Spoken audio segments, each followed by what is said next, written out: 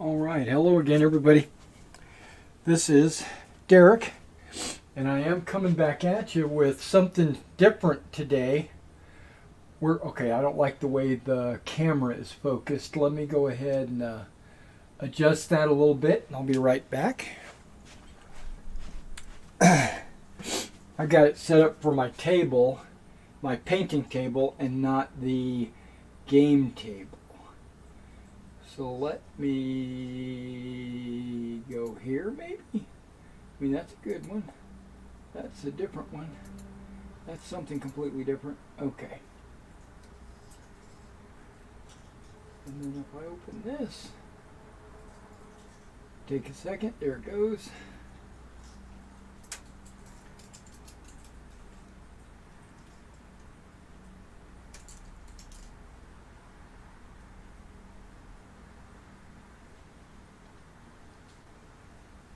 Yeah, okay.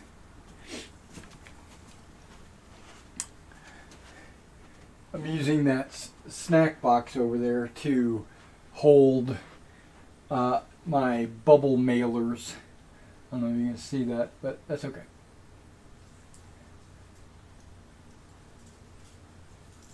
Yeah, so what I'm going to do... Okay, let me... Man, I thought it was all set up. I'm all messed up here. Yeah, so I'm going to move some things around so I can see them. All right, guys. Thank you for coming out and checking out my video here. Today I'm calling it a special edition because I wanted to film a Wargaming Weekly, which is what which is normally live, and then I wanted to also film a store news update. So I figured I could kill two birds with one stone, and in today's store news, and it's basically going to be the store news update. Instead of filming this last night, which I normally film the store news updates on Sunday night, and then I edit them and then upload them on Monday, this way it just automatically goes live as soon as I start recording, really. So it should be live right now, obviously. Okay, so we're going to do a store news update, but instead of it being clean and updated, it's going to be full of crap. You know, I'm going to have like my editing of the camera and and all that, but you should still get the same content, hopefully. Okay, I've got a lot of things to go over in this store news, and plus hopefully I put my microphone in a different location, right? But that's because if I'm standing over here where you can barely see me, which is good, the microphone is just within arm's reach to my left. When previously I had the microphone right over here next to this desk lamp, and that's about 2 arms lengths from me, but it is facing directly at me. This is facing directly at me too, but it's at my side, so I don't know. Just let me know if you can hear me or not in the comments. If it's loud enough, or if you hear a lot of buzzing, or whatever. Tell me what the audio is like, because I'm not listening to it. I am finishing some coffee.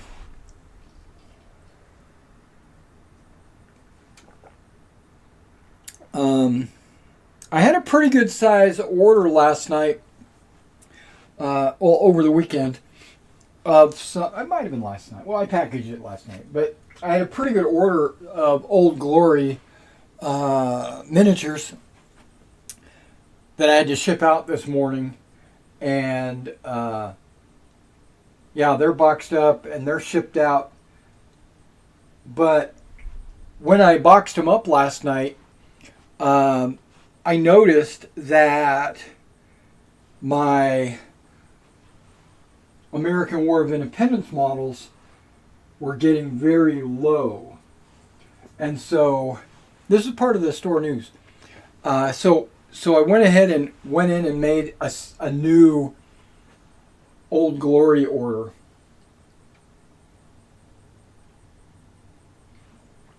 But this time, because the Ancients were on sale, I went ahead and put some Ancients on there as well. And I noticed that I put some Ancients on there that I don't have, but I also put some Ancients on there that I already have, but I would like to have in the store.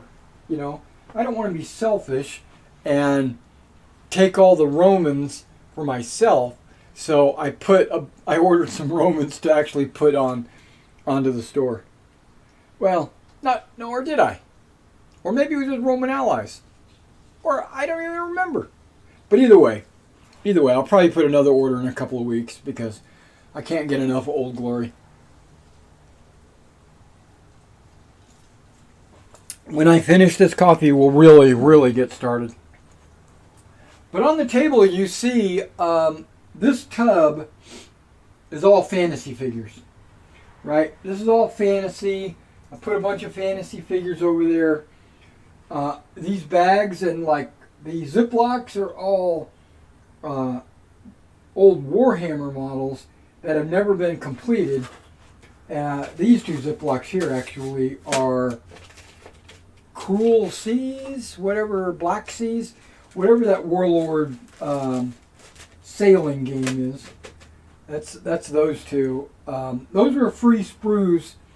When I ordered from Warlord Games in the past, I would always get a free sprue thrown in with my order. They were just, I'm talking about retail, right? Or wholesale. When I'm ordering large quantities, my rep would just throw in a sprue. Like at one time I had a Stug. Another time I had, what was it?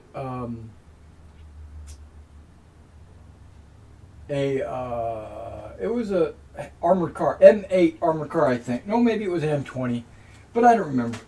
And then these two were, which I built and sold. But these are those sailing ships that I've never put together. I might just put them as a sprue on the store. Okay, give me a second. I'm still trying to drink my coffee, and I'm looking over at my chat bot, and nobody's commented about what the sound is like. That tells me it's probably good. What the hell? Okay, yeah.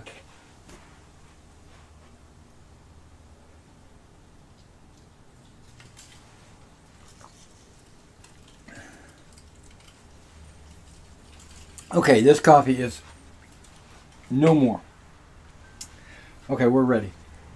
Okay, so the first thing we're going to talk about is what have I finished, right? In a store news update, if you've never been to any of my store news updates, normally I have them edited and uploaded.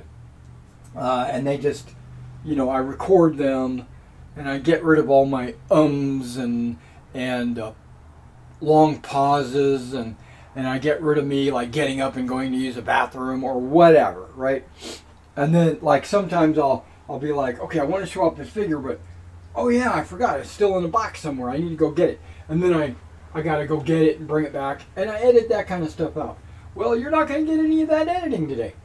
I'm in a weird mood today, so just go with me.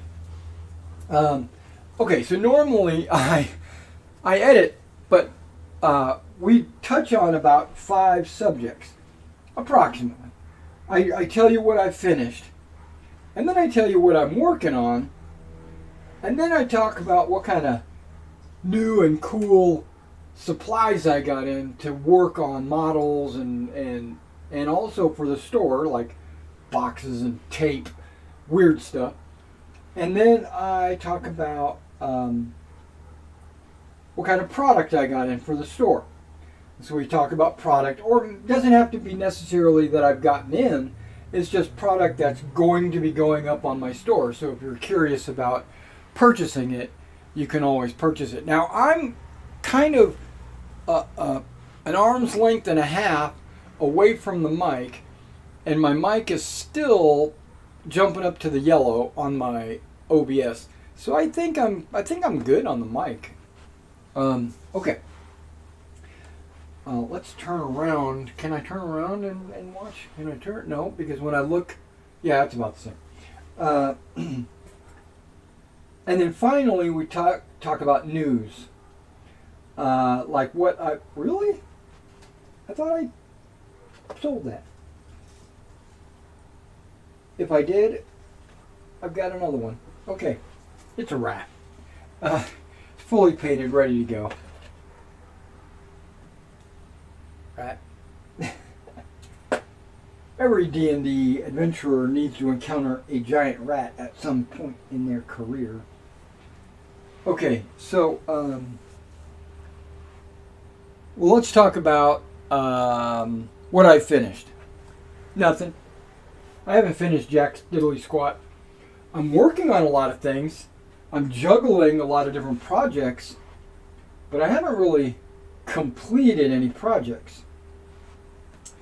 I might even grab the camera and move it around a little bit, just so that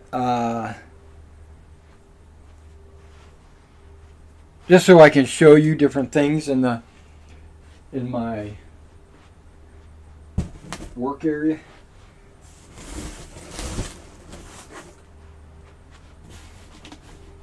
Okay, some of this stuff is sticking out too far. I must be pushing on it from the other side. Okay, so man, I gotta look at that stomach. What's going on? Okay, give me a second.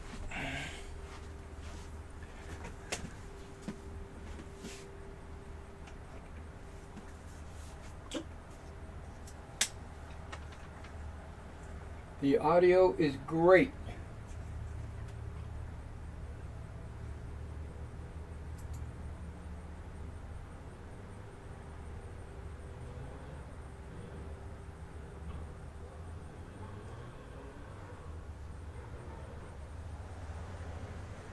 Thanks, Barnes. Appreciate you, man. Okay, if I have the chat bot up.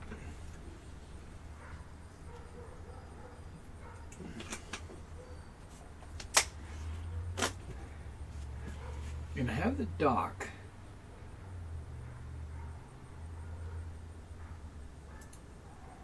I need to add something.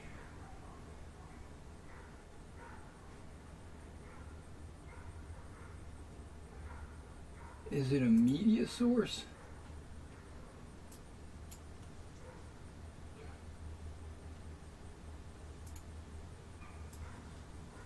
It's not.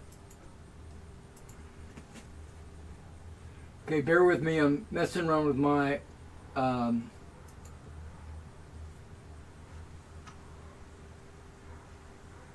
what you think.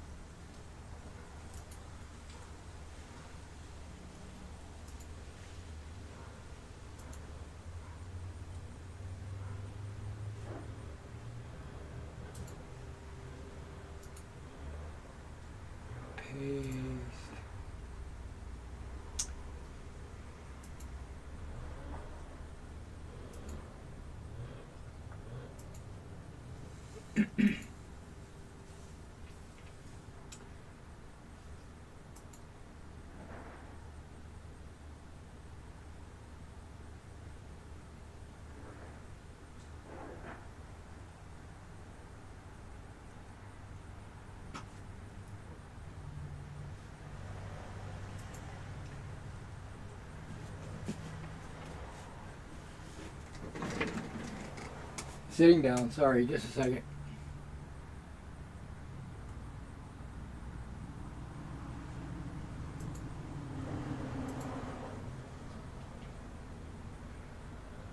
Okay, I refreshed that.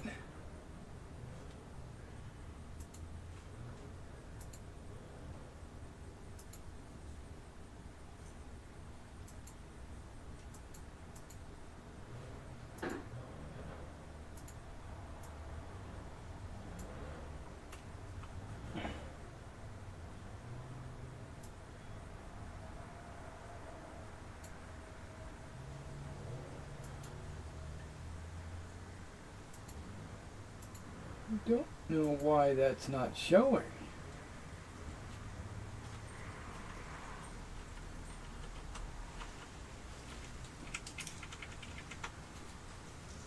That's what I get when I copy and paste, I think.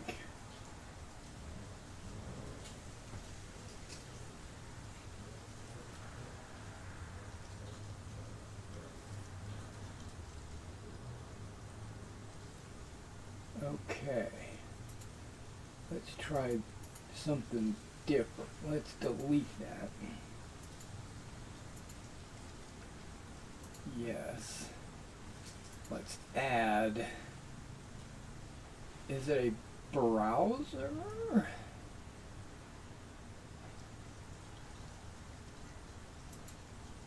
Yep.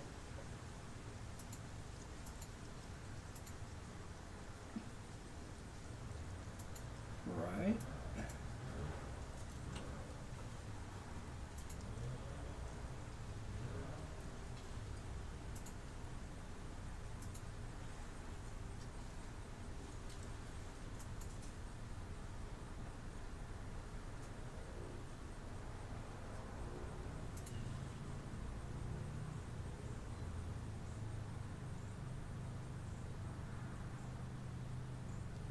Okay, maybe I need to do this.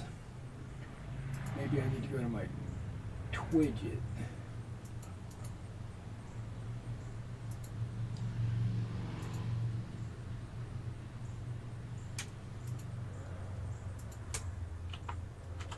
Hopefully the copy and paste is still there. Okay, good.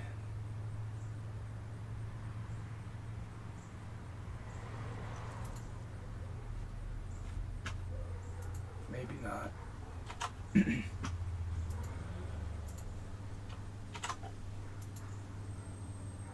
Should be loading. Okay. That's caught up.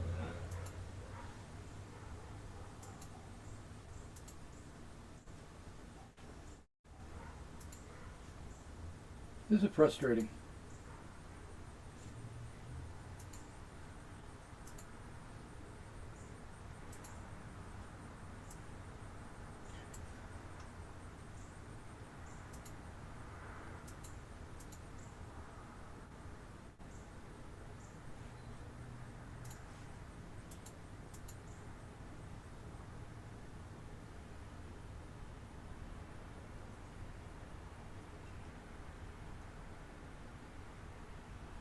Local?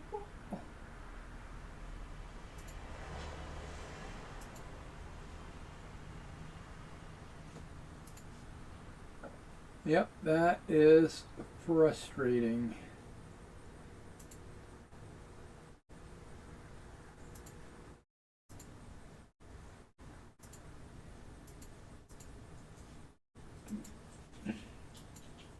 Because it shows it on the screen, but it shows it blank. Where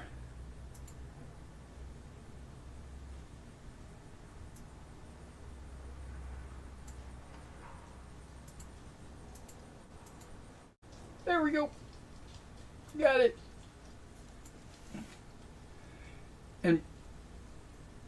And Barnes says the audio is great. Well, of course, it might not be now because I'm sitting down away from the microphone.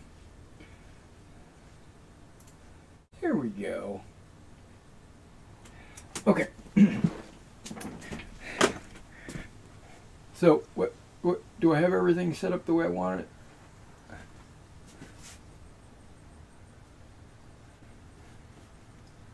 And of course, Wild Wayne says, nice. Okay. So, I'm away from my computer. So anytime I want to like reply to your chat, I have to run over to the computer. And I want to try to avoid that as much as possible. So I will, don't get me wrong, I will, but it's just going to be a delay. Okay, so so we already talked that I don't have any projects finished, but I have a lot of projects that I'm working on currently. And one of them is my SS commission that I've got. And I'm just going to grab one of the sticks, right? You see, if I bring it up here where I'm close to the camera, it goes into darkness because my light is in front of my camera. So that's not good, right? And if I hold it out here, you don't really get to see the thing, but that's okay. You'll get a chance to see this once they're completed. But I'm doing some SS. Okay, I got this like super close to the camera. See, I'm touching the camera. Okay, so you can't see it. The focus just isn't there, and the lighting just isn't there. But what this is I've got 170 models. Yeah, I know. 170 15mm SS models that I'm doing for a customer, and I'm doing them in P-dot camouflage, just the jackets, but and the helmet covers, but the and the pants are just field gray, but the doing the P-dot on 170 models took me all freaking day yesterday. I'm going to have to admit that.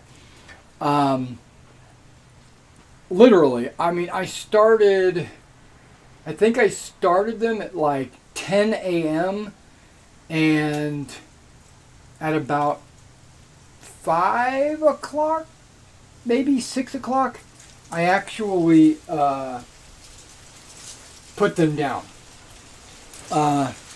And just to let you know how I did it, it's a cork base, so the entire miniature is cork, or jacket is cork. Well, first of all, I primed them dark brown, right? But that's irrelevant. I did the cork, and then on top of the cork, I did 2 large spots. I did a dark green and a dark brown spots. Like over.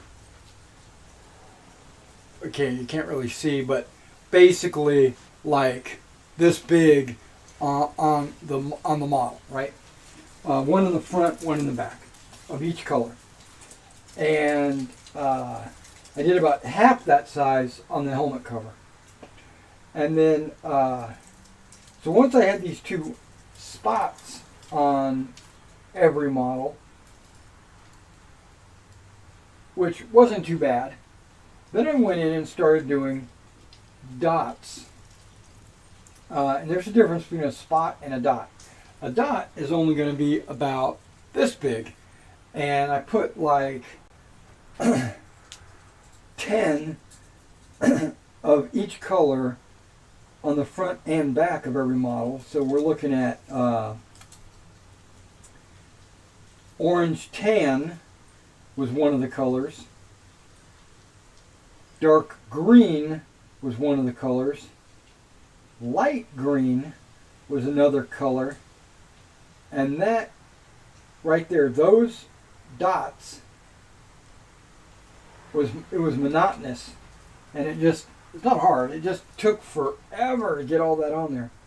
So I finally got all that on there. So the P dot is done. So I'm ready to move on to normal gear and stuff like that on those troops.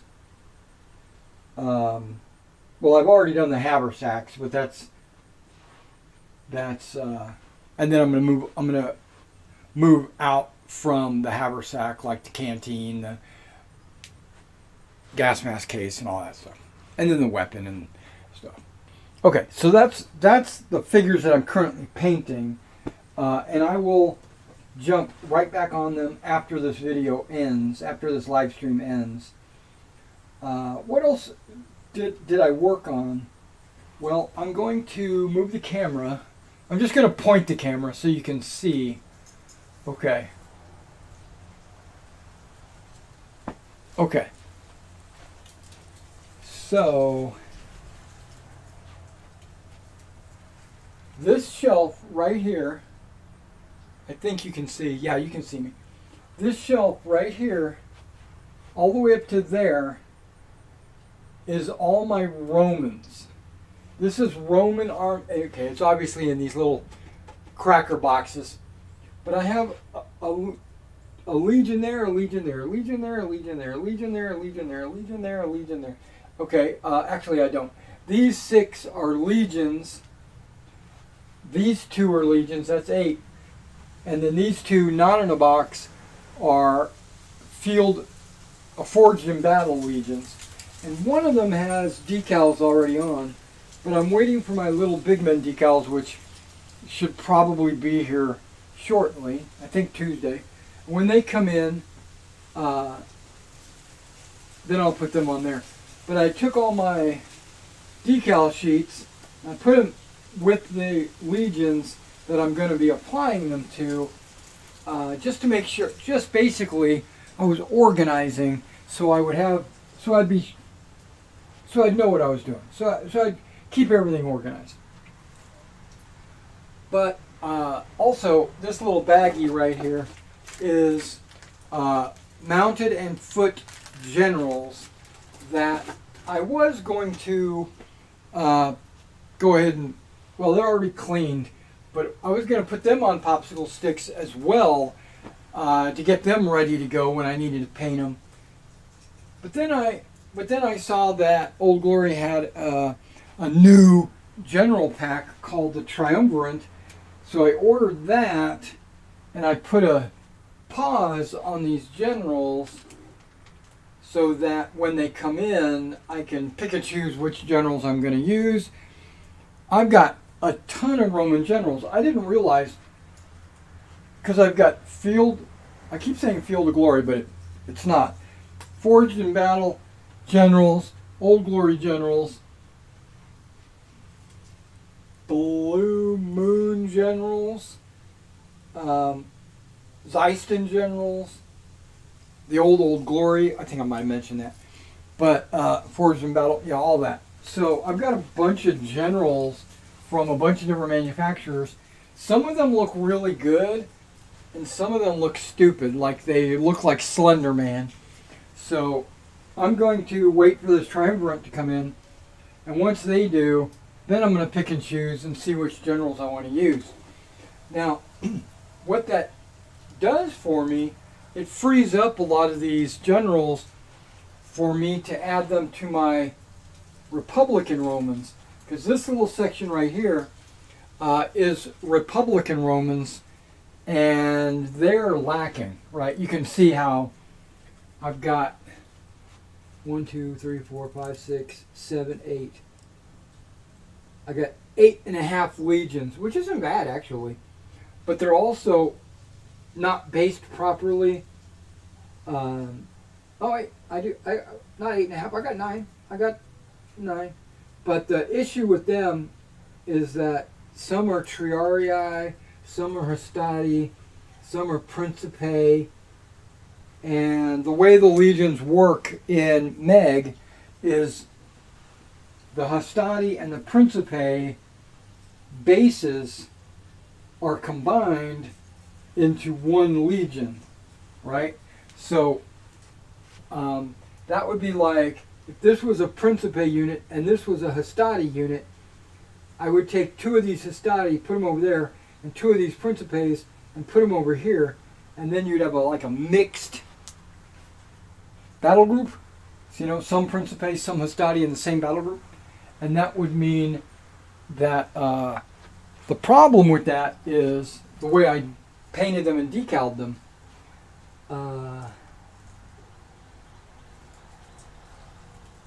So I've been considering.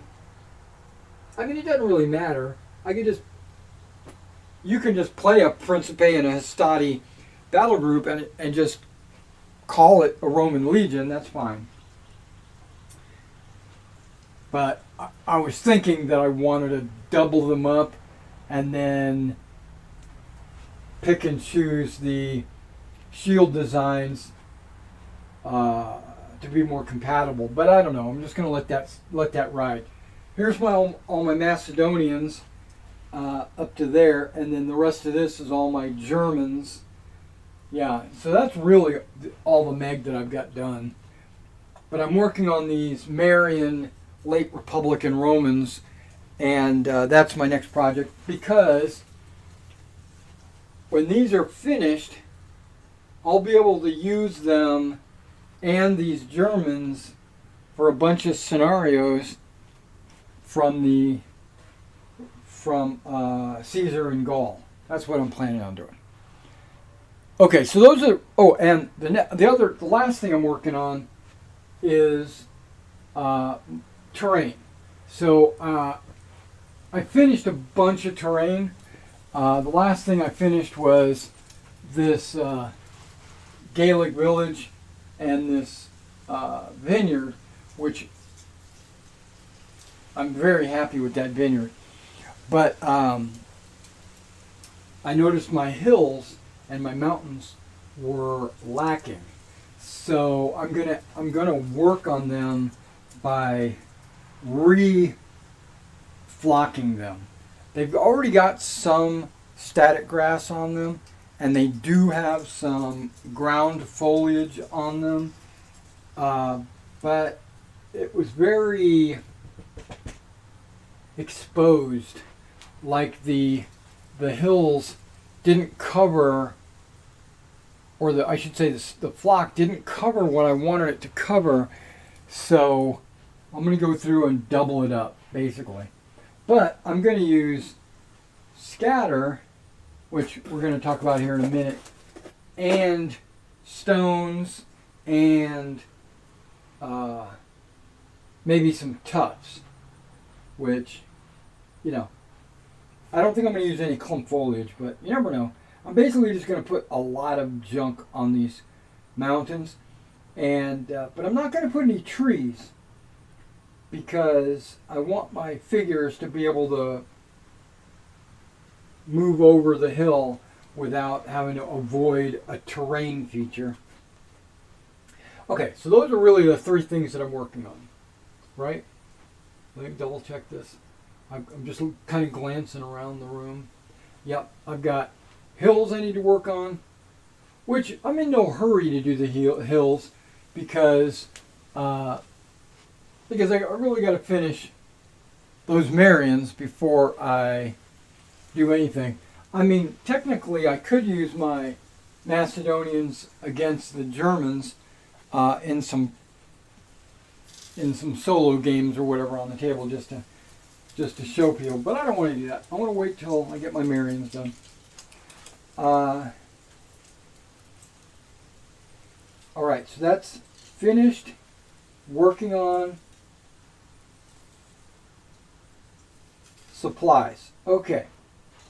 I did get, I'm reaching. Okay. I have a tub here. This is where I keep all my tufts. And I have a lot of these Army Painter tufts. Look how bright that is. I like it. Metal flowers look really good. They're really bright on a model and on terrain features. But,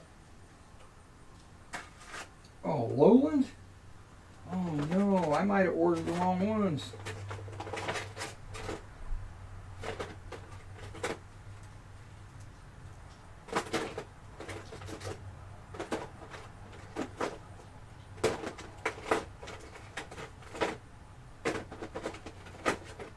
Okay, well, whichever one I ordered, I don't have any in this tub, so, okay. I think I might have reordered, no, not meadow flowers. I wouldn't have ordered flowers. But I think lowland scrubs, if what's in this package is a lowland scrub, I think that's the best color, actually. Like scorched and mountain and deadland and all that stuff, they just don't look good. Okay, so I put an order in with Warlord, and I did put a couple of packs of tufts on that order. Just, I think I might have ordered something I don't have.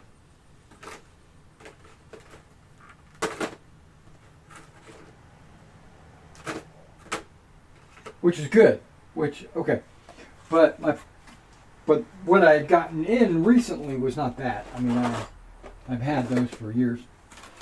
I got these in, and this is like the perfect color, and this is the perfect secondary color. I don't know if you can see the colors on that, but one is kind of an OD color, and the other one is kind of a dark green. And you get 56, right? Total in the pack. They come just like that. You get both of them in one package. And they're big. They're ½ inch. And there's none of these little tiny ones or anything like that. So this is great for like terrain or 28mm models. Maybe not so much for 15s, but that's okay. But that's why I've got these other tufts. I got a lot of tufts. But I did get those in. That's my point is. I did get that supply in. And then I also got my... what do we call this? Hobby Link order in, which... I got micro set. I've been using micro sol, right? And I thought one was an under, which I thought micro sol is what you put on the model, and then micro set is what you put on. This is the one I just got in. I think the micro set was the one you put on top of the decal to set it into place. But having read the back of these, I had it backwards. Because they both say step 1, brush microset on the model where the decal is to be applied. They both say that, right? And then part 2 and 3 are worded a little bit differently. Well, actually, they're worded exactly the same, but they changed the name of the component that you're going to be using. It says carefully brush microset onto the decal. Wait a few minutes for the decal to soften up. Then with a wet paper towel, press it into the model. Okay, that I have not been doing. I have been pressing the decal in first, and then I have been, while it was without any micro set or sol on it, so it's at full strength, and then I would press it in, and then I would go in with the micro set or micro sol after the fact to kind of melt it into place. And I would not apply any pressure to the decal with the micro set or micro sol softening the decal up. So I've been doing it a little wrong. And then this one says Using a soft brush, gently apply micro sol on the decal, and then doing the same thing. It basically says exactly the same thing. But the end of this micro set says, and this is what tells me I probably didn't need to get micro set, but micro set is probably a softer version of micro sol. Micro sol is probably stronger because it says, or use micro sol, the red one, for more decal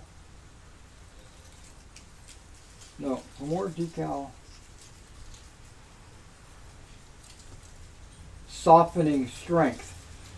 So this one probably is a little bit stronger than the micro set. Okay.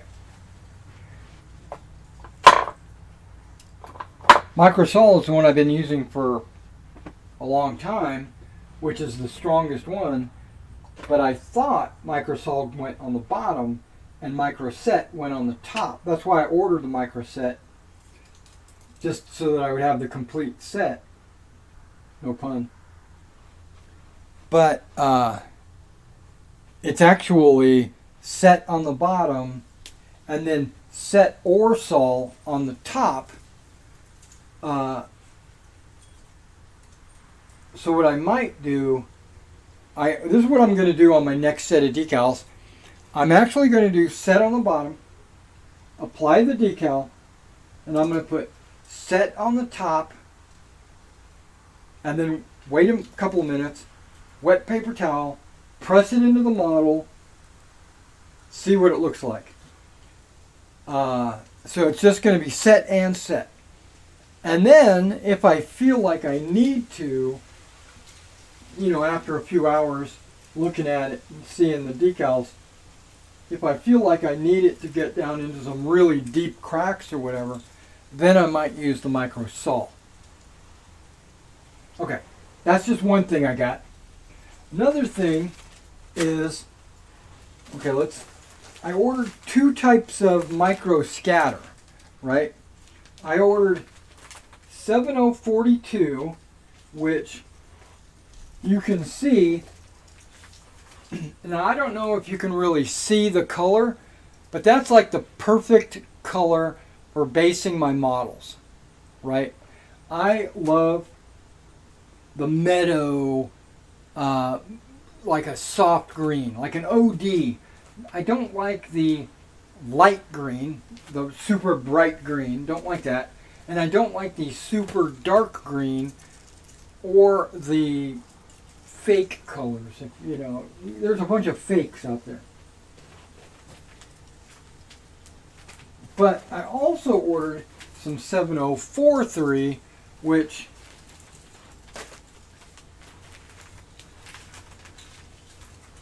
hopefully you can see the difference on the camera.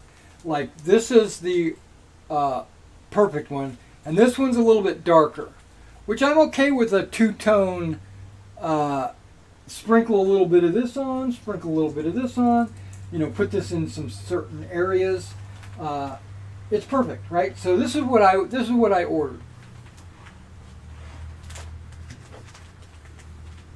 And because I knew this is the perfect color, right? I ordered a couple of them.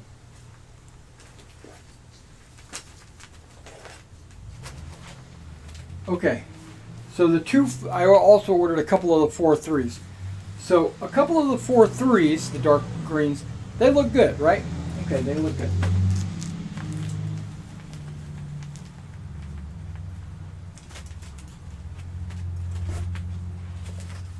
And this is the 4.2, right? Which is the perfect color, in my opinion, right?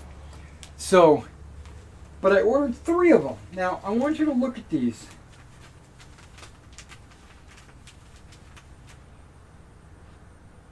They're not the same color. This is the perfect one. Those are dark. Right? They look like these. I'm disappointed. Yeah, these, yeah. This is dark. This is dark. These are also dark. This is the only one I got. That was mispackaged. I don't know if I'm going to report it, which I think I am. I think I'm going to have to report it.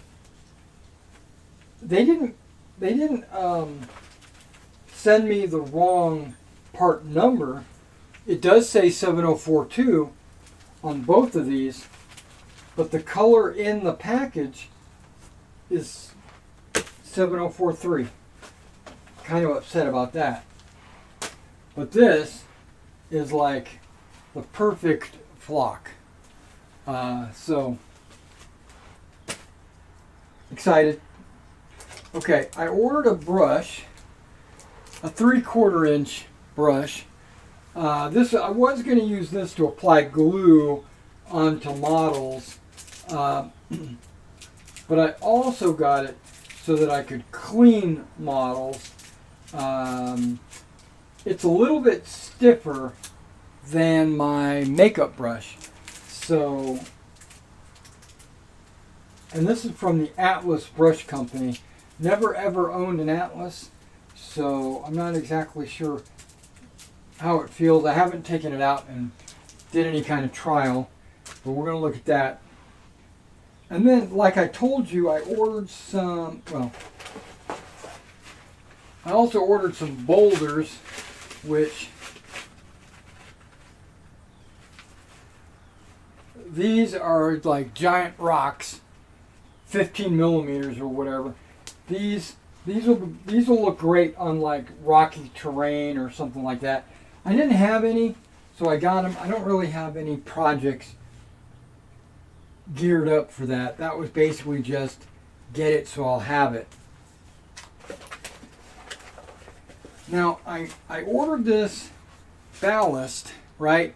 And I ordered the course, and I also ordered some cork ballast to go. I was going to make some stone walls with this cork ballast. Okay, I don't have those walls easily. Maybe I do.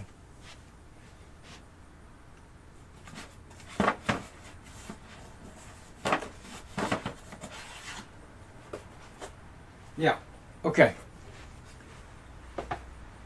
I had made some cork stone walls in the past. You know, you can't really see that, but these were made for 15 millimeter. I made some like little stone walls.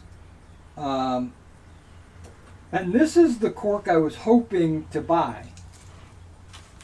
This is the cork that I got. This is ballast, right? It is the same size as this cork, I'm sorry, this Woodland Scenics ballast. Both of which I did not want. I ordered this thinking that ballast was what I wanted.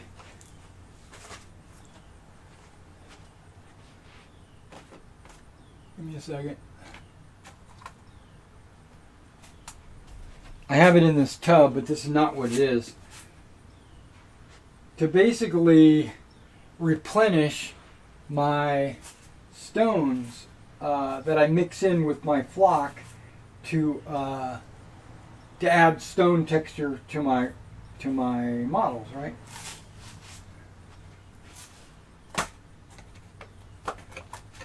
And as you might have noticed, this ballast is, it says coarse, which is the thickest you'll get out of ballast, and it looks, the color and everything looks good. It's just super thin Um, it'll look good on models and terrain pieces, but it's not, it wasn't what I was hoping for. And this is the same size as this, so it's too small. They'll still look good on models, but they're just too small. And then, so I went to Woodland Scenics, the website, and I was like, is there a size larger than ballast, or than the coarse ballast? Is there like an extra coarse or something like that? And I discovered that I don't want ballast at all. I want talus. Oh my gosh, my memory is failing me. I don't want ballast. I want talus. It's weird. Why do you call it that, right? Talus is what I have in that tub over there. And you can get talus as big as these boulders and all the way down, right? All the way down to probably this size too. And the Woodland Scenic site gives me a range in millimeters and in like inch fractions of how big the pieces are. And I was like, oh, this is exactly what I need. I need talus. So I put an order in for Hobby Link for some talus. And I'm like, okay, but I did. Okay, so supply-wise, I'm upset with the 4 tubes that came in as dark green. I don't know, they kind of look maybe just slightly lighter, but not like this light. This is the light that I want. They are okay. In the right lighting, this does look lighter than this. It actually does. I don't know. So basically it's 3 tones. It's dark, medium, and perfect.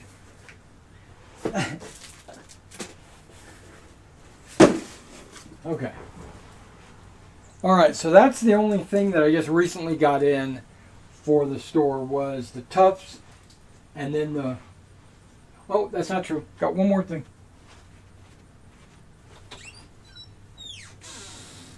I talked about this on one of my live streams, my Wargame Weeklies. I purchased this flat brown, and it's way better, in my opinion, than the camouflage earth. Camouflage earth is really dark. And it works. Don't get me wrong. It's a good brown for priming your models, but I didn't want it to be that dark.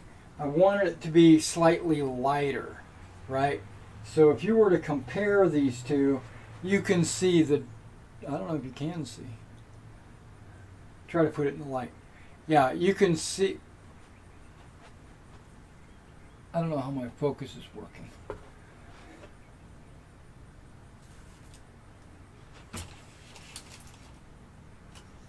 There you go.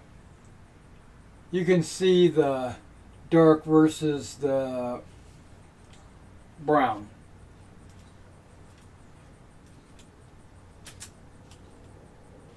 Am I in the right spot? I don't know. I don't care. But basically, the dark works.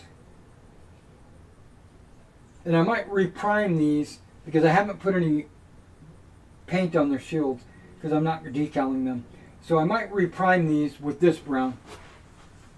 I can't reprime all my Legions because I've already painted their shields white in anticipation of applying the decals. I mean, technically I could reprime them and then go back and repaint all the shields white again, but I don't want to go through all that trouble. Okay, so that was I didn't get any boxes in, no tape. Nothing for anything like that. No cork or anything. So yeah, that's basically it. Supplies, that is. Okay, the last thing is product. Actually, and news.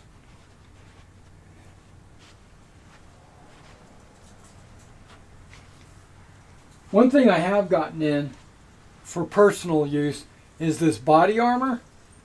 Who makes this? I don't even know.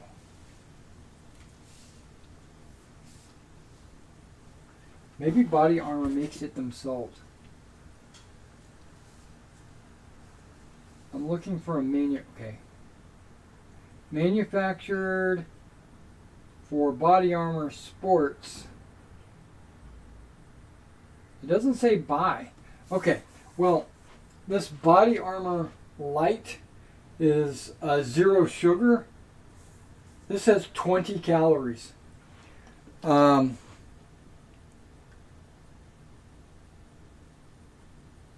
And it's mainly, I was looking for some coconut water, and I found a couple of these flavors. This is like flavored coconut water. And this is berry punch. My favorite one is the strawberry banana, which is... I've been drinking a lot of this, actually. Electrolytes, antioxidants, vitamins A, B, and C. And it lists off which B vitamins. 0 sugar. Low calorie. No colors added. Yeah, it's... I fell in love with it.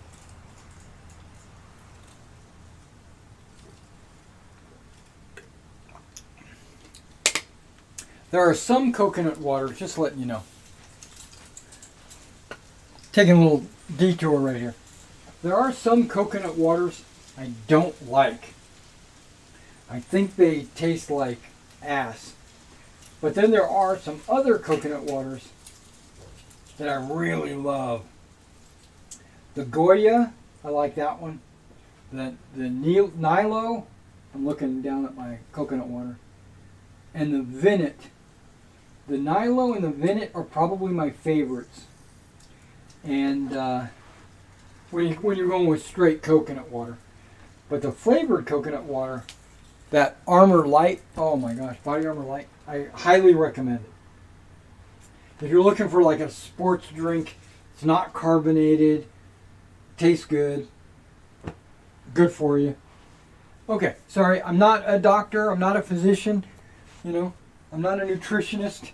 I'm just telling you from personal experience, I like it a lot. Okay, so that was, now we're talking about product, right? Okay. You can't see it, or maybe you can't. Yeah, actually you can see it.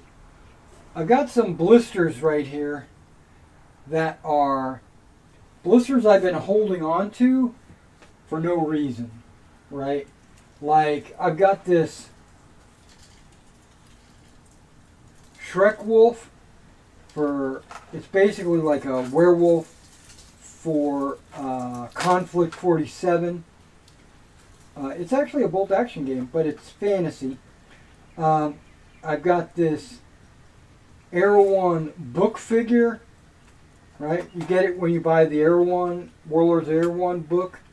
I've got a Doctor Who Pating. I don't play Doctor Who. I got this Battle of Antares Xylos book figure.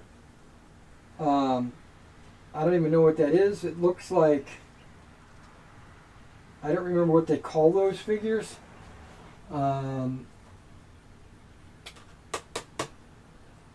Oh, it's the dwarf looking guys. Or the goblin looking guys. I can't remember what they call them. But I got one of them.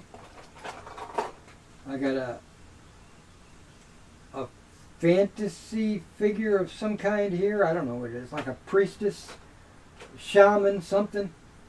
But then I got a couple of Hail Caesar models that I got from my personal collection when I was doing 28 millimeter. I'm not doing 28 millimeter anymore, as you know.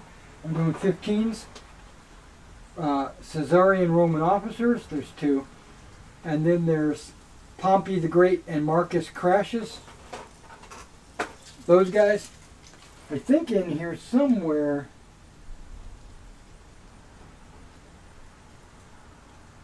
Might not be in here. It might be in that other box. I've got Alexander as well. But this is a fantasy wizard on a horse. This is a warlord. Okay, I used to be a member of Warlord. Warlord had this membership that you could join, and anytime you place an order, you would get like a free figure with it or whatever. And I didn't see the value in it at all. I didn't see the value. So I'm not a member of Warlord anymore. But this is May 2020. It looks like a necromancer of some kind. And then here's another book figure. This is the Drone Scourge. I think this came from the Drone Scourge book that I bought. I was really going to play Beyond the Gates of Antares. I think it's a nice game. It's bolt action in space, right? So it's exactly bolt action in space. And I love bolt action. So I said, you know what? I'm not really into 40K. 40K is too... First of all, it's too expensive. Plus, they went away from their skirmish game and they went into this, you know, they turned it into a superhero game where you only fought with champions. And so basically I abandoned 40K, and I thought this would be a great alternative. But I never really got into it. I mean, I started building the now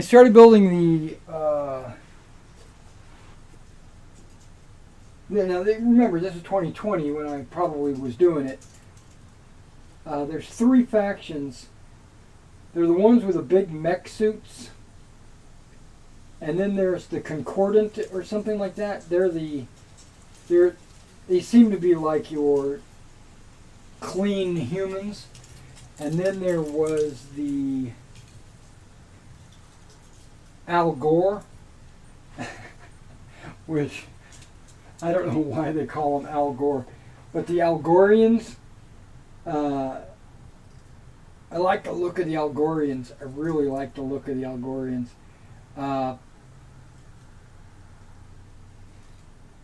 Yeah, so I was basically working on three of those groups, but then after I started assembling some of the models and stuff like that, I basically just fell out of love. I decided it really wasn't for me.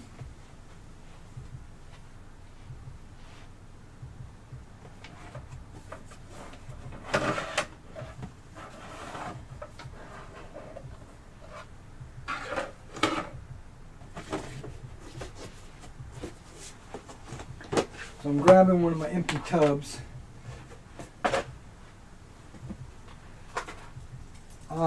So I think I'm going to add all these to my store.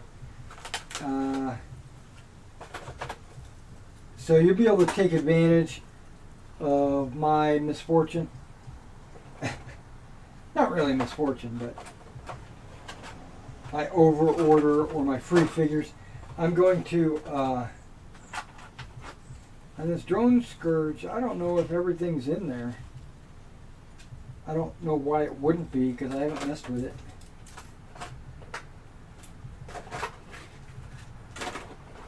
I have Pompus the Great. No, it's Pompey and Marcus Crassus. And then this is a wizard. And that's only part of a horse. There's no tail in here. So maybe I need to find a tail and include that. I mean, I've got a bag full of horses and decals. and some Bretonian models.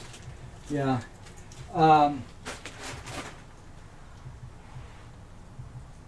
Yeah, so I'm gonna put these up for sale. I'm gonna sell these two sprues of sailing ships.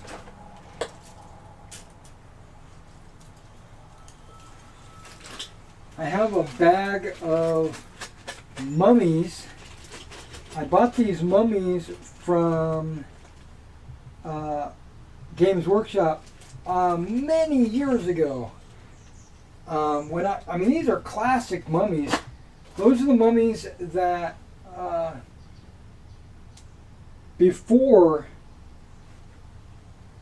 they did vampire counts, before they did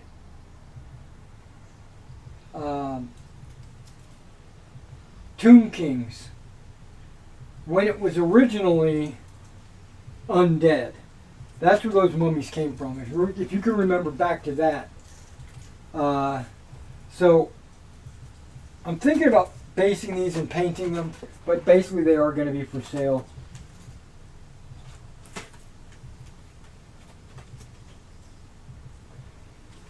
I have an old figure here. Came with a stone for some reason. I don't know why. But he looks like a Greek hoplite without a shield, just a pike. But I got Greek shields that I can add to him. I got hundreds of shields. But what were they called? The Dogs of War? I think that's where he came from. So he's going to be for sale. And these are Terminator shields from 40K. I never ordered these shields. I got these as part of a trade. I'm gonna sell that for sure. The rest of this is all kind of like bits and bobs and pieces and parts that are not going to go for sale. Okay. And I probably should combine these all into a single bag. But these are Bretonian archer sprues. These sprues were cut down to just 2 archers. Or they came that way, I don't remember. And they've got their original bases, which is 20 millimeter. The new Warhammer that's coming out is going to have Bretonians, but their bases are going to be 25 millimeter. So, and I've got a ton of 25 millimeter squares, slot bases. So I'm going to swap those out for the proper ones. But I had originally gotten those Bretonians, and I got a lot of them, not just these 5 or 6 sprues. I think I had like a dozen of them. As part of a trade, way back when I had my brick and mortar store. And when I got them in, I had this idea to do a painting class where each person that came and joined in on the painting class would get a sprue of Bretonian archers, and that's what we would paint. And I would show them different techniques on how to paint in the store. And I made these coupons. We have this local booklet that goes out every year. It's basically a coupon booklet. They have these sales reps that would go up and down the streets and look for stores that wanted to add a coupon to the book. And I would tell them, okay, this is what we're going to do, this painting class. Give them a coupon, and then they can, it'll be a free painting contest, or not contest, but class. And all they have to do is call me and schedule a time, and what we'll do is we'll come in and I'll give them like an hour or 2 hours of a painting class, and I'll provide all the brushes and paint and figures, and they get to keep the figure.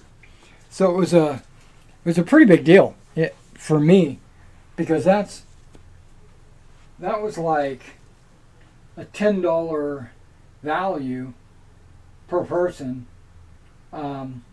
which really honestly isn't that much, but for a D&D gamer or somebody wanting to learn how to paint, they didn't have to pay for any kind of painting class.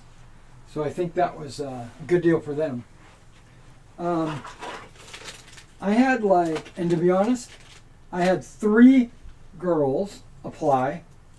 They came in and painted their figure. And part of the whole reason why I did that was hopefully I would get some sales. You know, they would see all the D&D figures I had for sale, and they would buy something, or buy a D&D book or something, Warhammer. And these 3 girls came in, they painted their figure, and they took their figure and they left, and I never saw them again. So that coupon, free painting class, etc., did not work. Was not worth it. Okay. Now, finally, I've got a bunch of these figures that I plan to add to the store. I mentioned it during one of my Wargame Weekly live streams. Okay, hold on. Pause. We got some chats. I'm going over to the computer.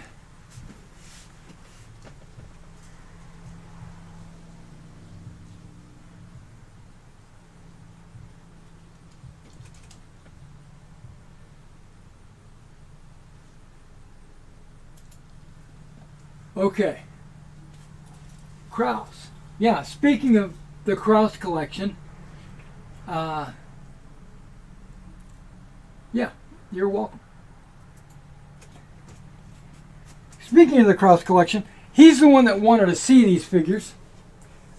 He's the one, and okay, so a couple of days ago, during one of our live streams, I mentioned that I had some D&D figures that I had a big collection of them, and that I was going to be adding them to eBay.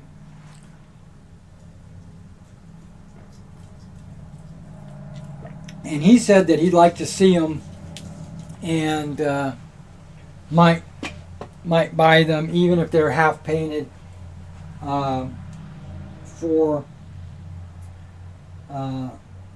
someone else. It was either his daughter, or I think it was his daughter, because she's playing D&D. And so I dug them out, and that was partially why I'm doing the live stream today, because I knew this portion of my update, my news update, was going to take a really long time. So I figured it would just be good to do it on an update. This whole tub, this box, all of these figures and everything are going to go up on eBay eventually. I have not been in any rush to put them up, because I've got so many other projects that I need to paint. But these 2 boxes right here, or this amount, these are almost all fully painted, except for some of these other. Some of them are not. But anything that is already fully painted is going up. It's just going to go up. these are those plastic D&D figures that come pre-painted. You know, like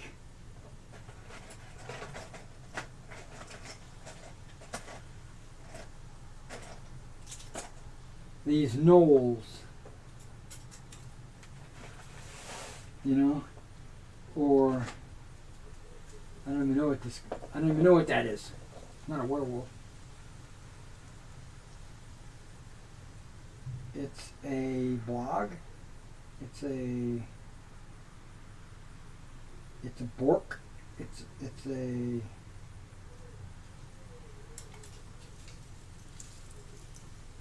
maybe that's a gnoll as well.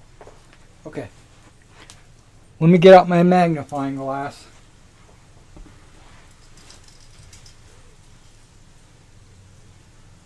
Yep, it's a gnoll.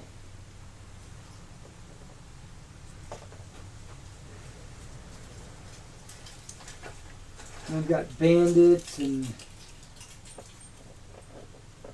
all different kinds of things. Bears.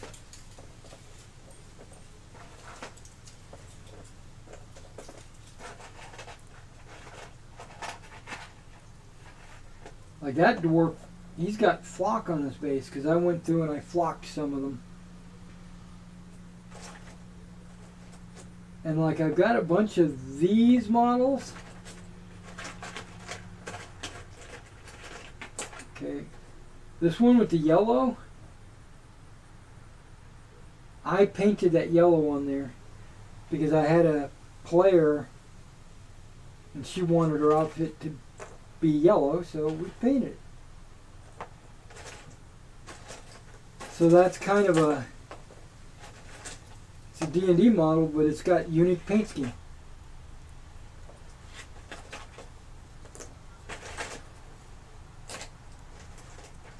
Yeah, these are all painted per the D&D. These, you know, D&D models that come pre-painted.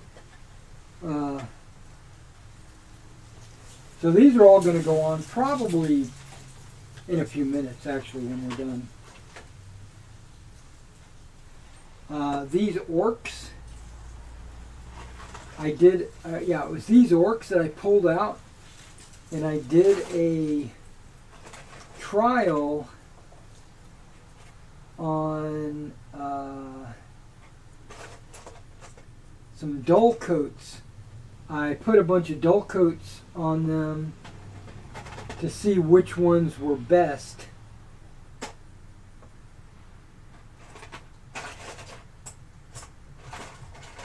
Which ones were dull and which ones were not.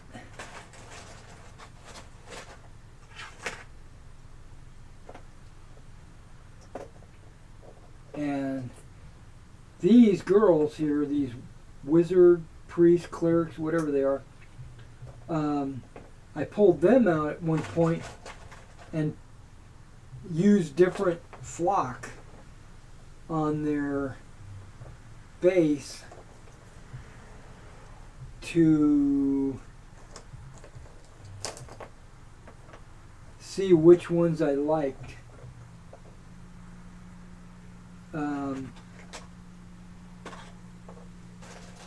And basically, like these two sands, one was probably AK and the other one was probably Vallejo. I think I did a snow one as well. I'm trying to look. I don't see it anywhere.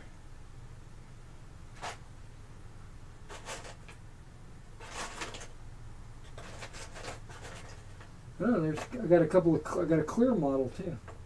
But yeah, I'm going to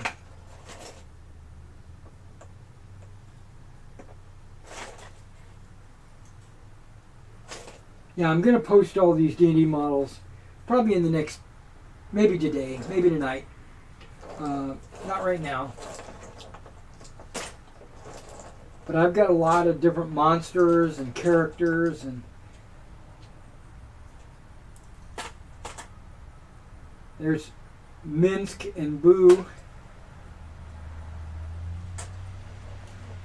Got some small, got some fire methods and little sprites that are flying around. Like a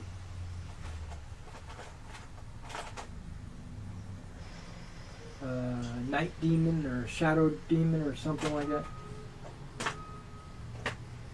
Yeah, we'll go through these and list them up on my store. But the ones that are not painted, and I'll go through the ones that are painted here.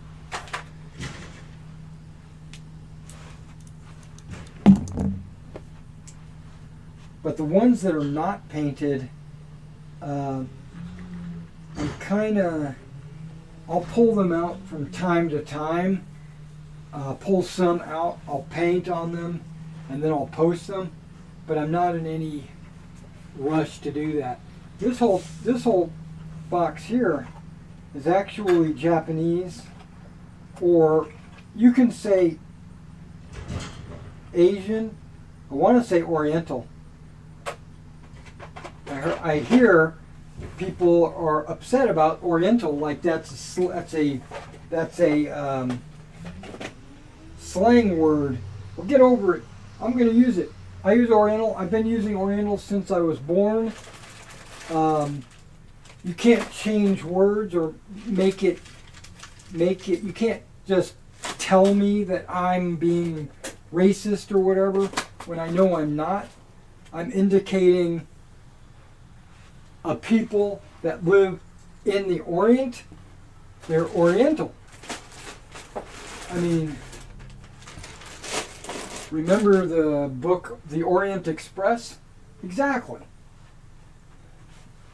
But either way, these guys are Rokugani or whatever. They're from Legend of the Five Rings.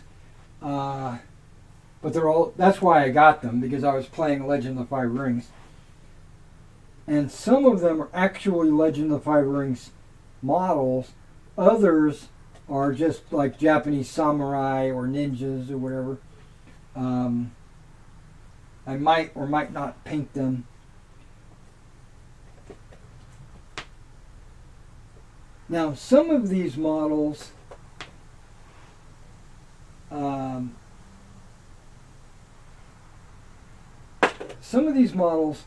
came out of a game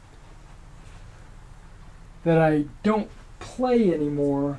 I still own, so I might keep the models, put them back in the game. Not Dungeon Quest. Maybe it is. I don't know. It's a game like that where you pick characters and you go through. There's tiles you put on the table, and you go on these adventures. They have a campaign map that you can actually move from town to town. So it's kind of like halfway between Hero Quest and D&D. It's somewhere like right in the middle.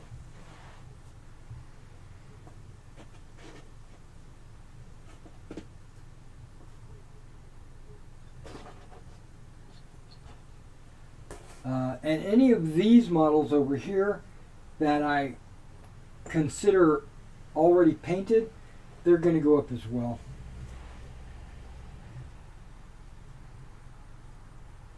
So Kraus, start looking maybe tomorrow or the next day for, I already have a ton of D&D figures up, but I'm going to basically double it. I mean, I got some giants, and I've got like a Minotaur and water elemental. Well, actually, it's an air elemental. I've got a couple of air elementals, two different types. I've got a black mold, or maybe it's a black pudding. Gargoyles. Yeah, there's a bunch of models already up there that are on the store, but I'm going to add these. I'm not going to add anything that's not painted.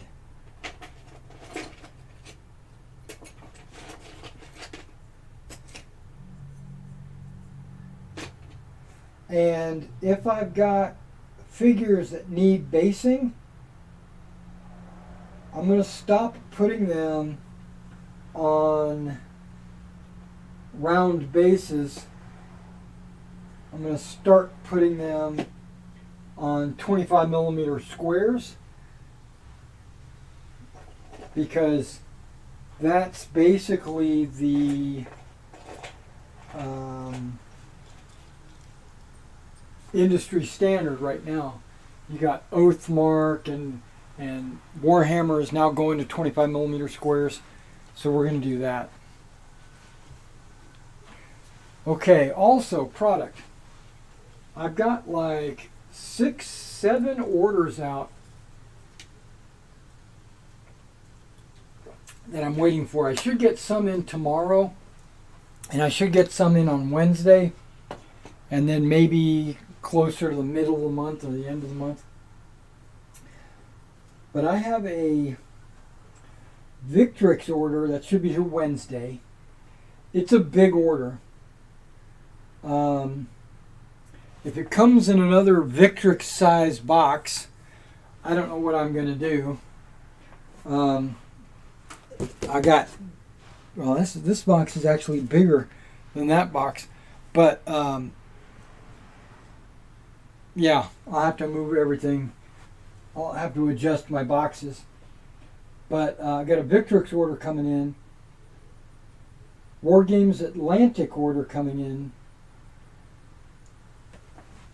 Old Glory, got 2 orders.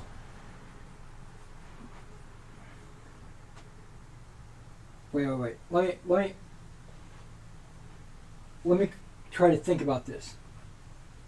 Victrix, Wargames Atlantic, Old Glory times 2, V and V, Victor and Victor, got that coming in. That's a very small order. That's 9 models, 9 individual models, because I wanted to see the quality before I committed to doing business with them. Plus, I wanted to see how long it took for them to get here, because it's a Ukrainian company, and their models look really good. So I'm curious.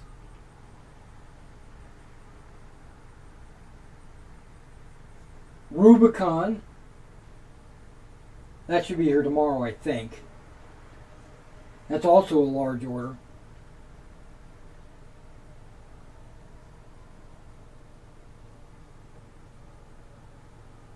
I got something else.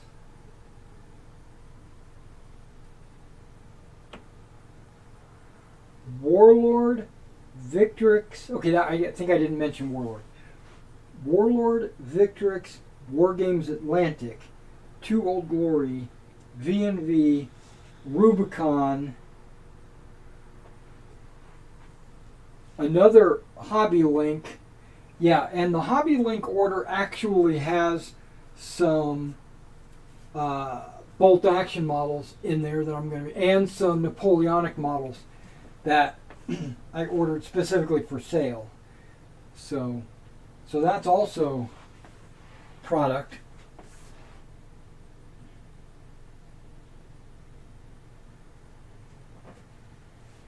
Yeah, I think those are all the orders, which is a lot actually.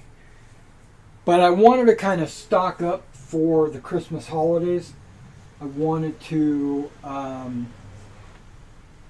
got another sale coming up on the 8th. The 9th, this sale, the current sale, which is on 28 millimeter models, which is also, I think all my D&D models are included in the current sale. So if you wanted to pick up some of my D&D models while they're still on sale, you might want to do that.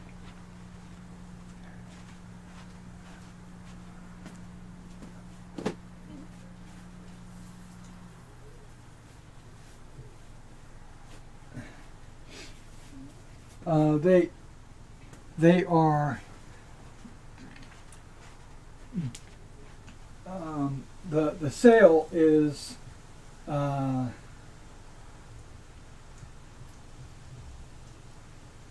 the sale is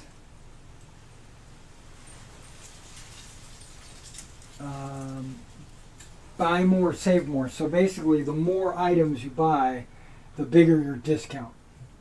Okay, now I pulled this off my shelf because I wanted to find a home for it. It's kind of heavy, actually, because of the hardback.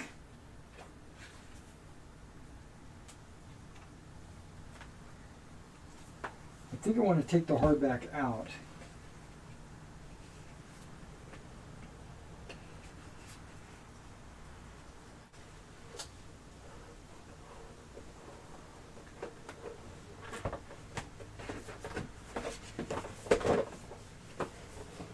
Still kind of heavy, but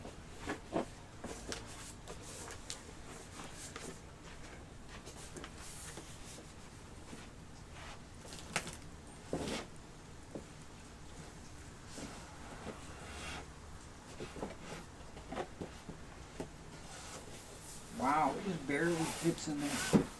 Okay.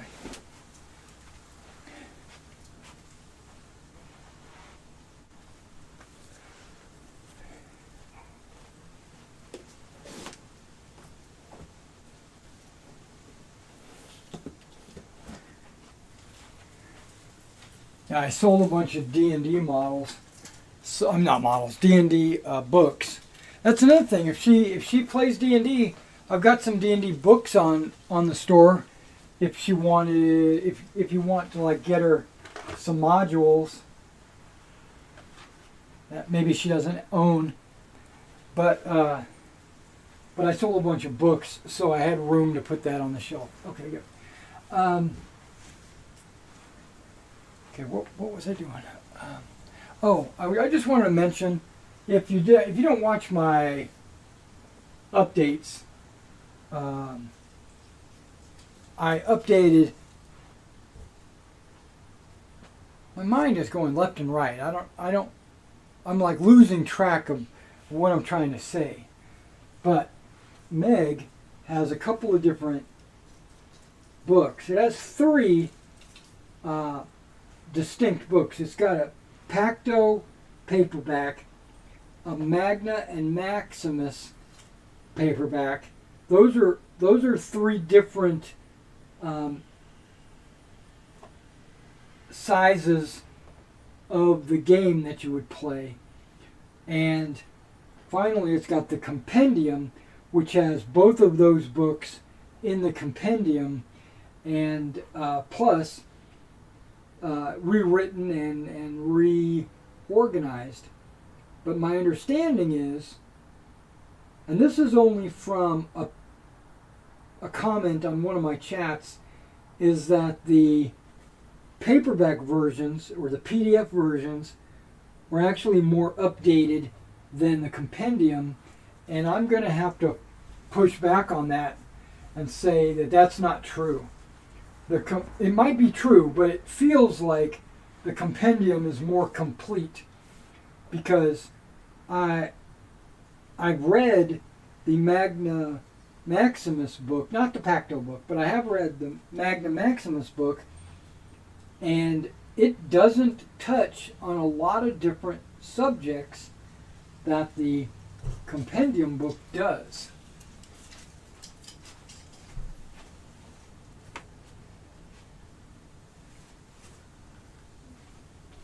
And one of those subjects is base sizes.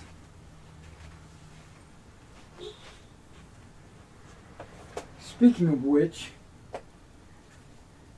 I've got these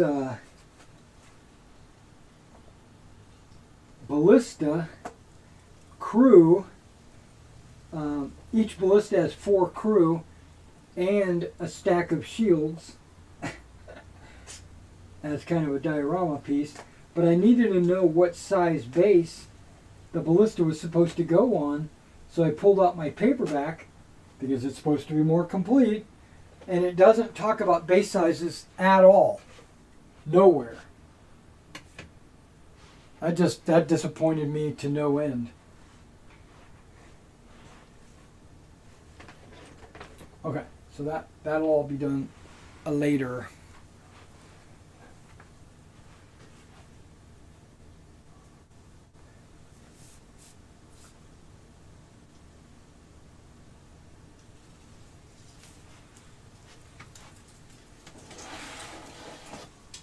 I rebuilt my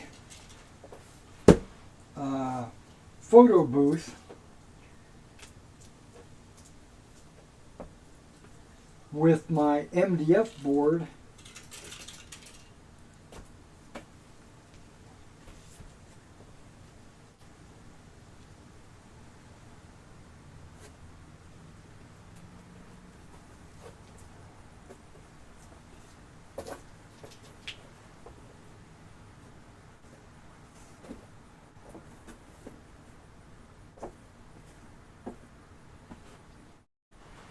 Now I probably could leave just that underneath, but I'm not going to. I'm going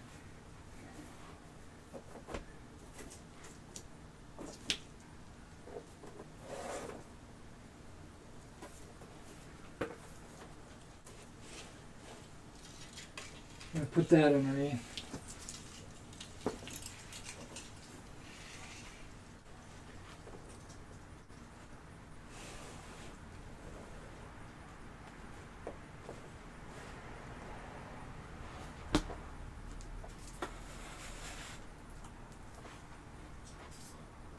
And that's my photo booth, which you can't really see because the camera.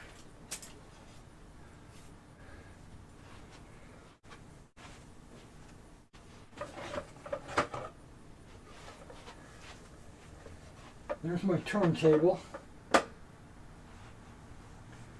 And then what I'll do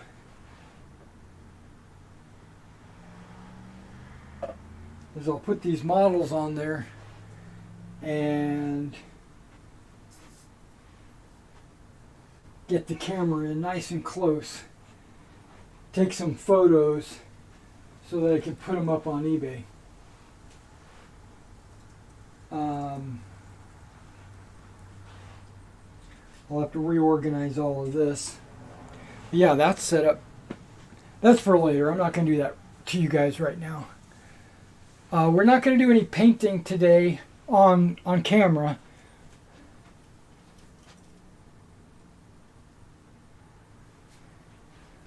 Okay. While I got you guys captive, I'm trying to figure out if there's anything I really need to talk about. Oh, I added a boat to the store.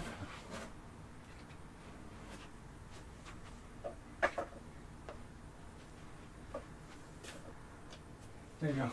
I added this boat. Oh, you can't. It's too shiny, right?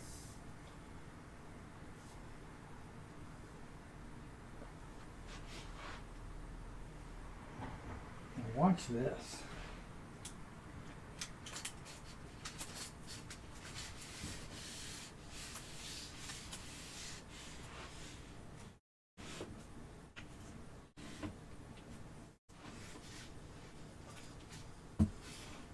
What's being caught? Oh, that is okay.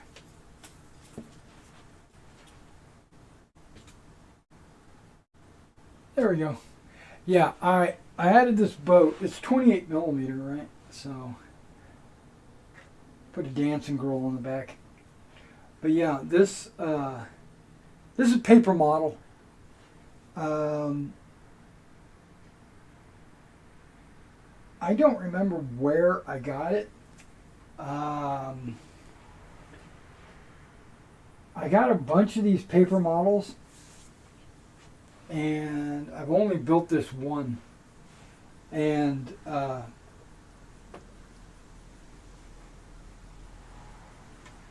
think someone might be able to take advantage of it. So I'm going to put it up on the store.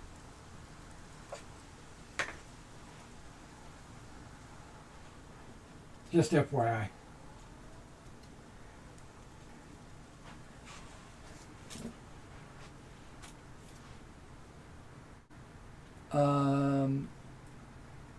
All right, so let's talk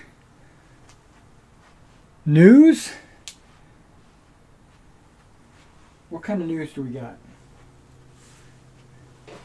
Well, we already talked a little bit about Warhammer going back to Old World. I don't know if and when that's going to be released, if it's already been released or not. I don't even know. I'm not really in the whole Warhammer community, but I don't plan to order it and keep it in stock. I don't plan to carry any Warhammer products, just so you know. I don't plan to carry any Games Workshop. But I do have Games Workshop models that I had from my personal collection that I will be selling. And now I remember what that Gates of Antares race is called. It's called the Gar. Right? I've got a bunch of Gar models. Okay, yeah, that's not true either. Hold on. I also have a bunch of Perry models.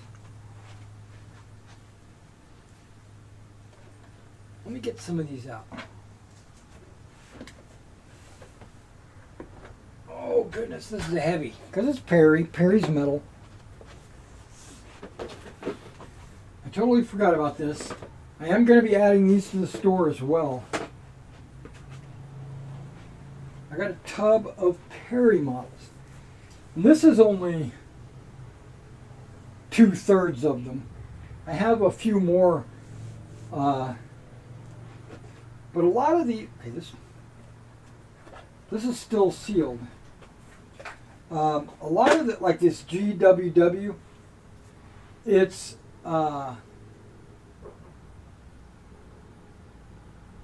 German World War II.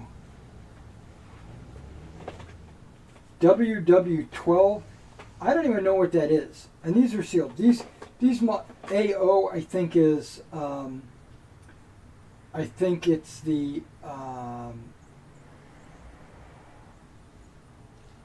War of the Roses, I think.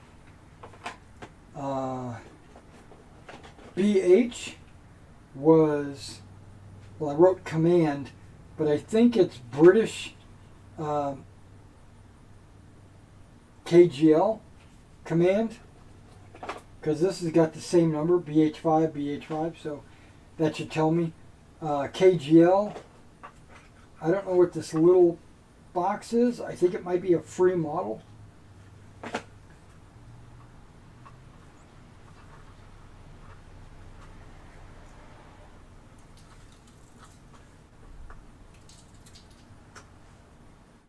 Man, I don't want to open. But I am going to open all these just to look at them, really.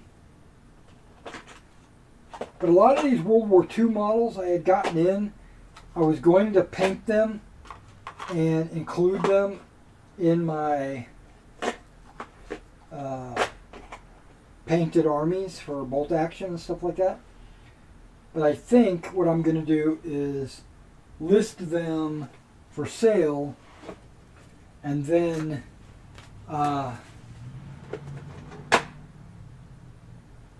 let them ride. And then if they sell, wonderful, then they go out the door. But if they don't sell and I get around to painting them, then I'll just take them off the store and then paint them. And then put them back on the store as painted. So yeah, those are going up as well. I'll probably do that today. A lot of things that I want to do. Basically what I'm trying to say is I want to really build up my inventory on the store before the 9th, which is when the new sale starts. That's really what I want to do.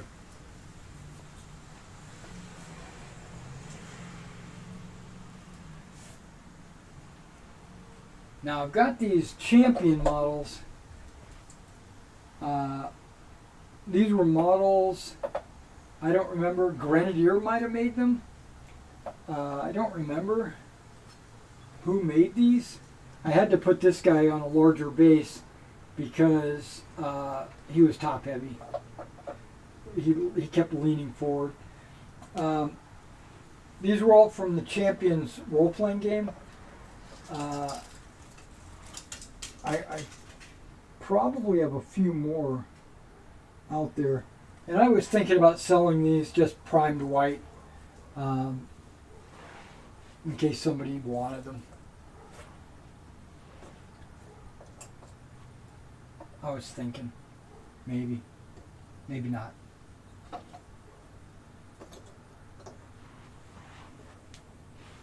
And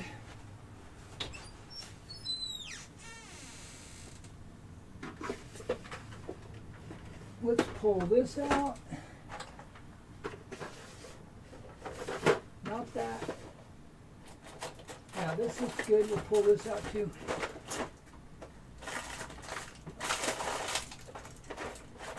Okay. Got a couple of trays here I wanted to show.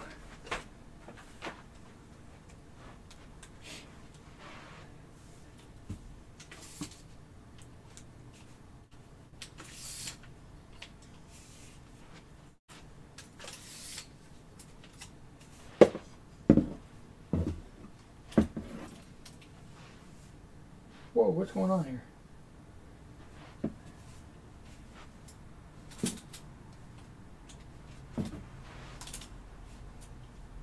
Yeah, that works.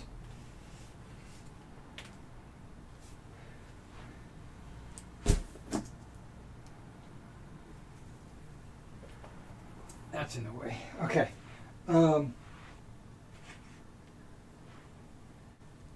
Look at that guy.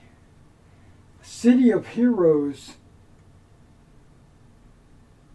Lord Recluse. HeroClick. Super rare.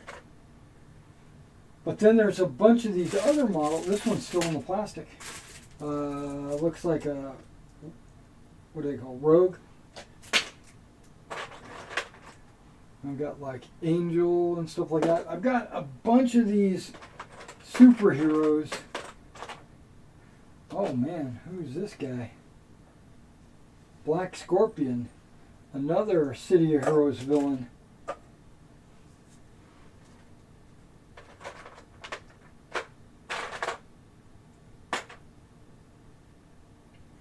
But what I did was I took the model off of the base, because like that's a HeroClick base. I cut them off of the HeroClick base, and then I glued them to a round 25mm base so that I could use them during my, okay, you can't really even see that.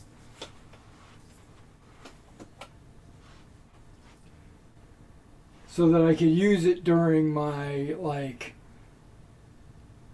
superhero role-playing games. Right? And so 99% of these models are now on these round bases. Like here's Rhino, you know, but he's on a round base for role-playing purposes, not for hero clicking, you know.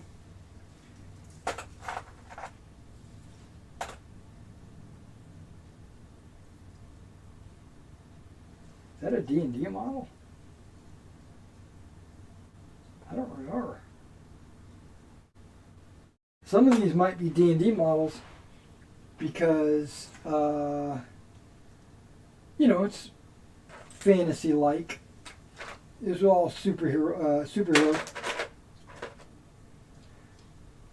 And like this was Daredevil, but he got repainted in blue for one of my players. And like this is another Captain Mako. That's another City of Heroes HeroClick. And luckily I didn't break those off of their HeroClick. bases.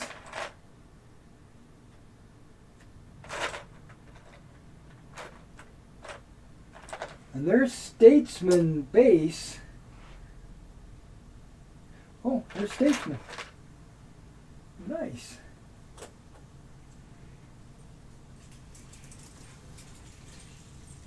Statesman is a City Heroes hero.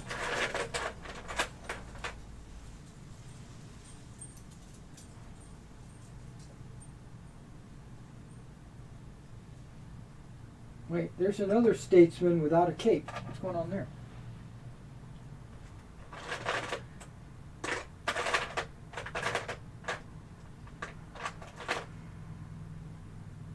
Oh, here we go. Another Statesman.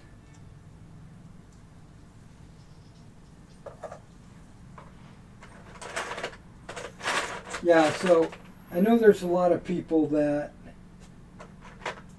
play superhero role-playing games, and this might be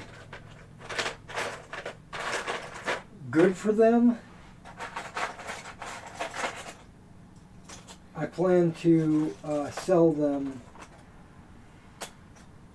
but I don't know if I want to sell them as a lot, like a big lot of models, you know, or if I want to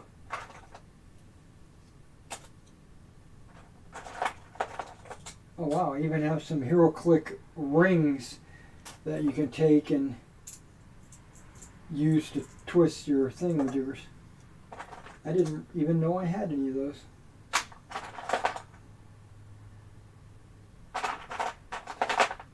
Yeah, there's like Puck and some of these guys I won't recognize or won't remember what their names are. Well, there's Thor. That'll be pretty easy.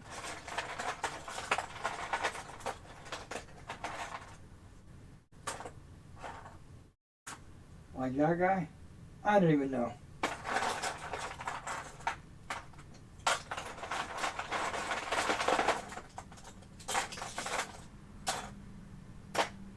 And then I have these, like, superheroes that came out of some kind of collection. I don't remember what that collection was, but like the Hulk, Silver Surfer, I think there's a Spider-Man. Yep, Spider-Man. And I don't remember what that collection is, but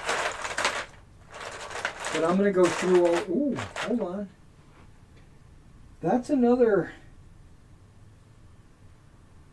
City of Heroes. Heroes, that's Manticore, I think is what his name is. But he doesn't have a base.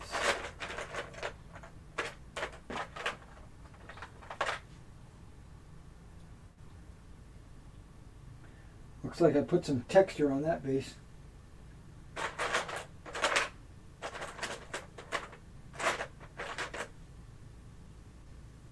Okay. Positron is, okay, let me.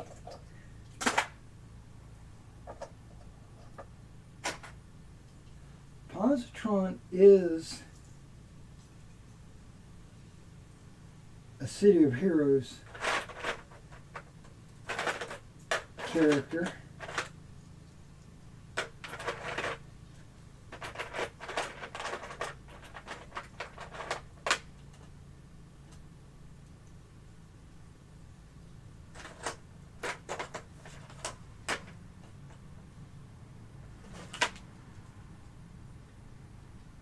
There's another Statesman. Wow.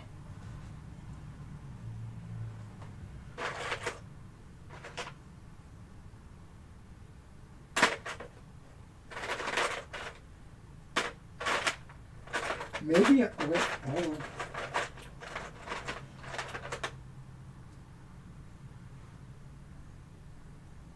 There's Positron.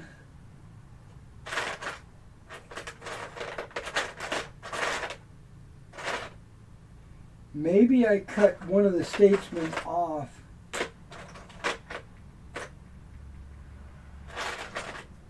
Nope. He's right here. It's another statesman. Wow, how do I get like 3 statesmen?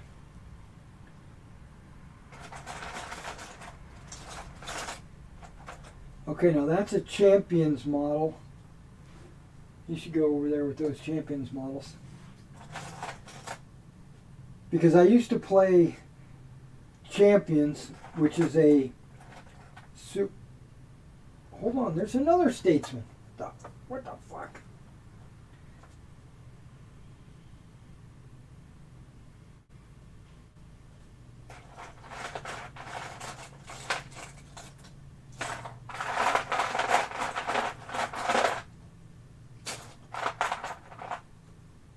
That's a champions model.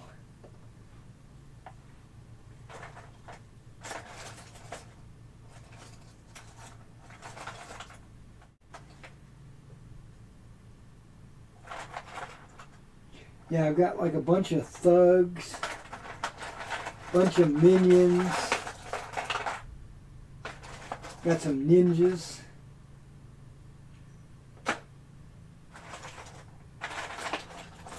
Ultron, Taskmasters,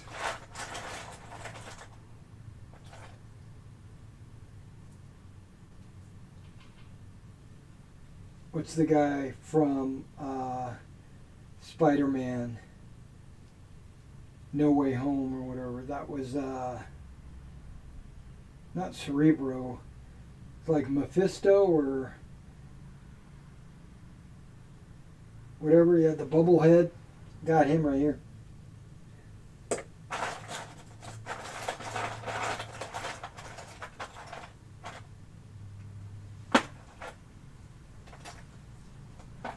Bunch of these zombie looking creatures.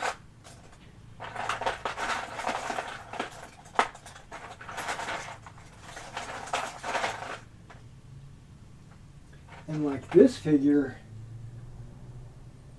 is repainted because one of my players wanted her to be green with fire and stuff like that, so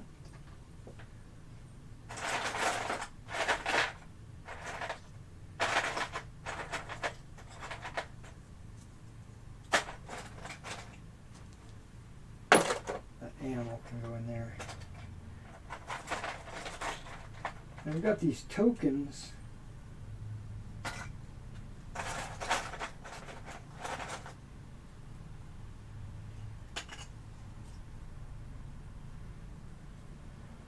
Barrier and rubble and stuff like that.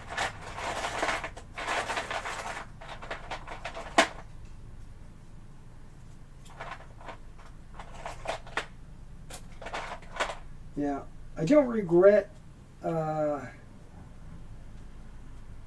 cutting them off of their bases and putting them on 25mm bases, but I do regret not remembering what their names are.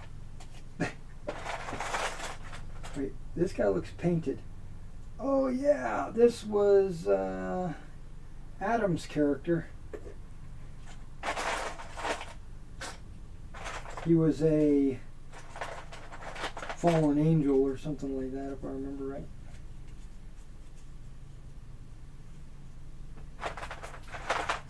There's some tokens, some dice, the ring.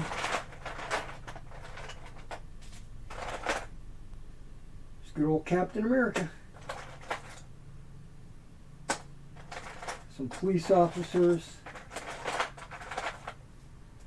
Yeah, so I'm going to go through and probably sell all these tokens as well.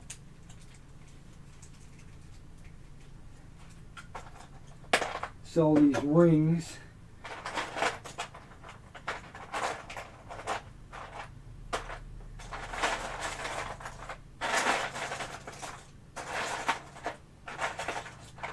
But I don't know if I want to sell these city heroes. They're like, in my opinion, that's kind of like a collector's item.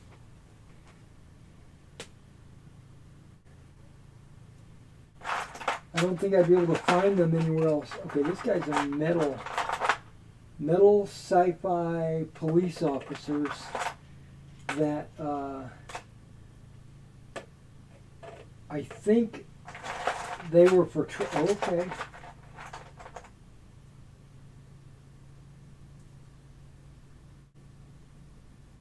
Captain Britain, maybe? This was a Captain Britain, but I painted him.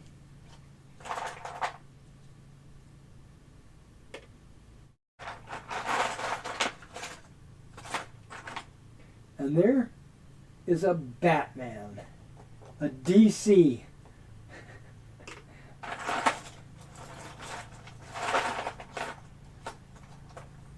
I don't know how many DC models I collected. It wasn't very many.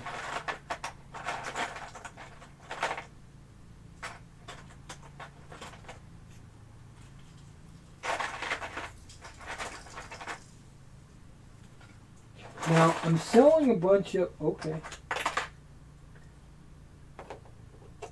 That's one of those Iron Men that go with that group. There was a... hey, Deadpool.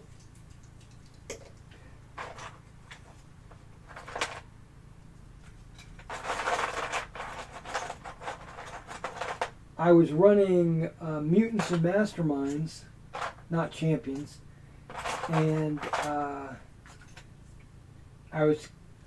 told my players that it was pretty much in the Marvel Universe, but you were in a city that's not like in any of the comic books.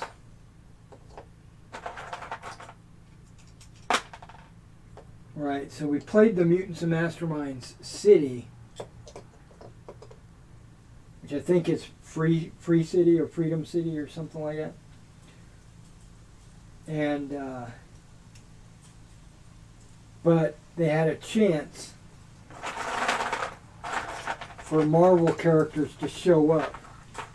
And that was one of the reasons why I was collecting all Marvel.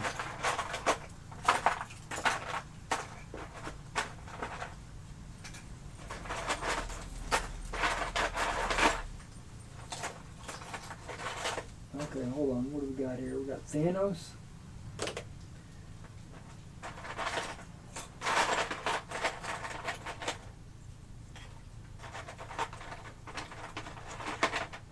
Oh, what the heck?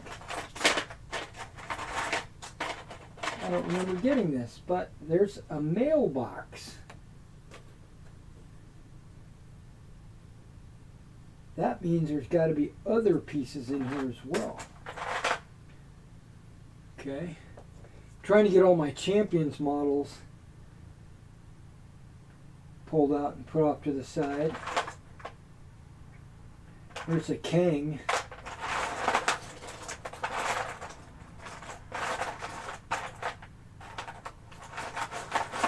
And I don't know if I want to sell, like I said, I don't know if I want to sell them individually or as a lot, because I'm just trying to think what do customers want? Do they just want to buy one model? Probably not. They probably want to buy a lot. So, do I want to put them on as a fixed price or as an auction? I think I want to auction. I think I'm going to put some lots on there and then set them up as auctions.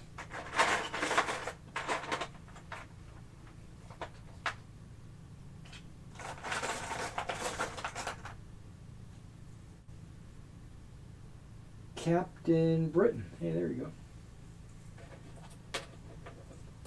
I actually have a hero click. Captain Britain.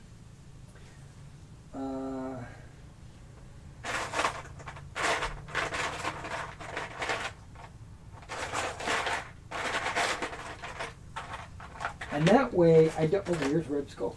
I don't even have to say what they are. I don't have to list them off as like this and this and this. I can just show pictures and just say, this is a lot. Good luck. I think that's what I'm going to do. And if I've got multiple Thors, like I probably do, I'll put like one Thor, or I'll split them up so that you don't get two Thors in one lot. Actually, I might only have one Thor.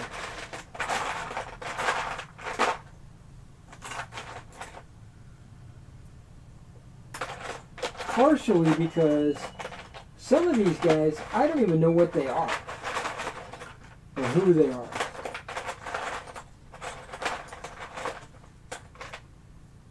Or I should say, a lot of these guys, I don't know who they are. If I recognize them as an X-Men, I might put them in a lot as a bunch of X-Men.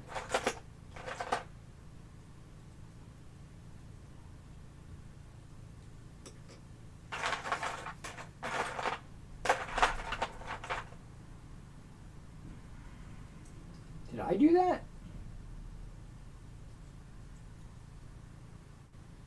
Or did someone else do that? Because this hair is glossy, metallic. I don't think they ever did that.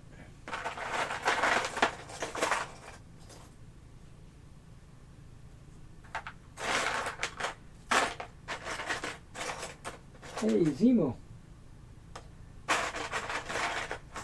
Quicksilver. Ultron. Champions.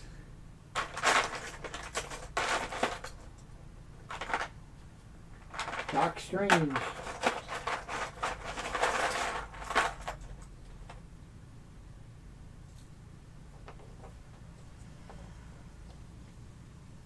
Cap. Doc Ock.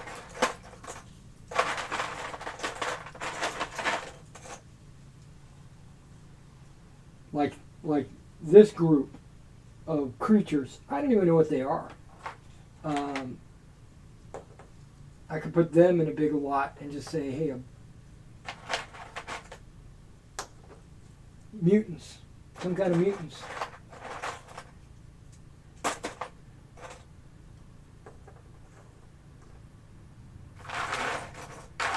Okay, I don't need to be doing this right now.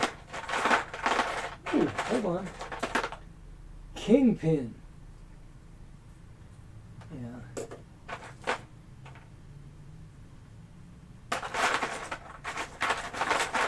If I recognize them, like Cyclops or whatever, I'll, oh, here's the Blob, but there's no base. And then here's the Blob on a base. So, yeah, like if I recognize them, I'll list them. But if I don't recognize them, I'll have to say, I don't recognize them. Speaking of Marvel, did you know that Kang is out and Doc Doom is in? If you didn't already know this, they've decided that Kang the Conqueror is not going to be the villain for Avengers 4. They've decided to pivot away from Kang. I think they feel like they've overused him. You know, he's in Loki, he's in Quantum Mania, he's in, he was in something else.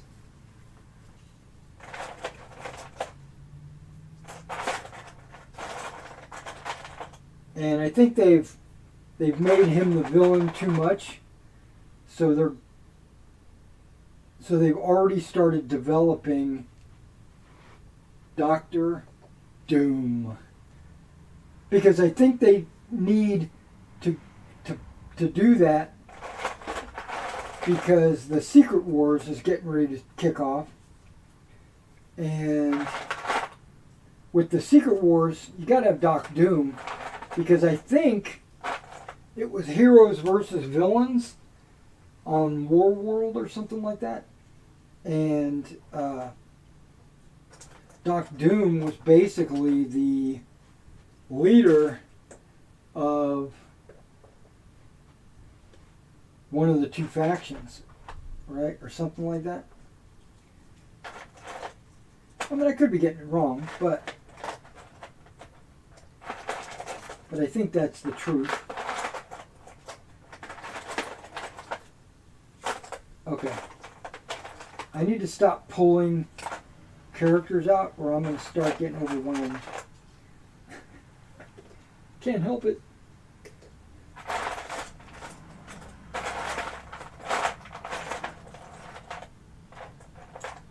But basically, I was looking for those guys. I think I've got 5 of those.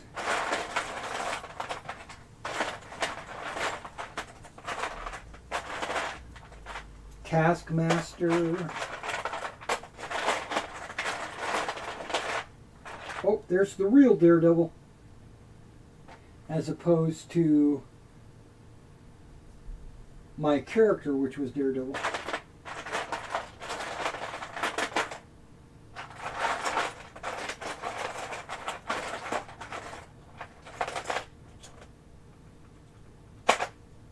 Oh, look at that.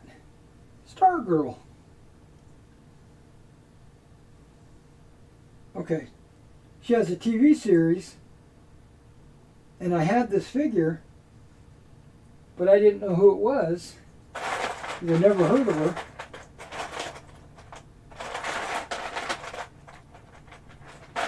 But now I have.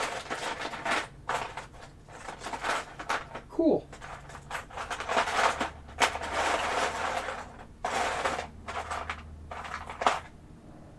And that's Lady Viper or Serpent Princess or Lady Viper, I think is her name.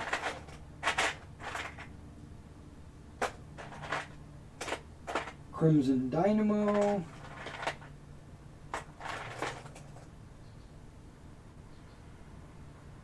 It looks like a swashbuckler.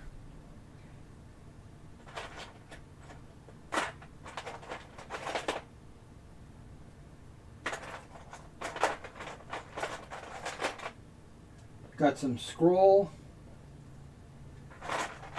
They're going to go in a... Yeah, the scroll are all going to go in like a lot.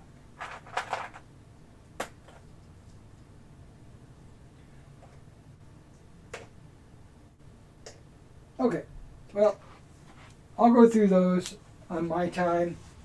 I just want to let you guys know that I am going to be putting some figures up tonight. It might take me a while to take all these photos and upload them, so who knows what. But I really do need to start working on those 15mm SS. I want to get those guys completed for my customer. So I don't know.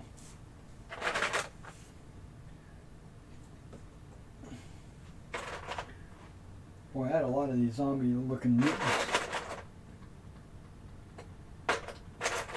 I also got some shield guys. The shield are all going to have to go in a lot. Well, they're not going to have to go in a lot, but I'm going to put them in a lot. Here's a rogue base, but I don't think I've got any loose rogues laying around, or loose Ultrons.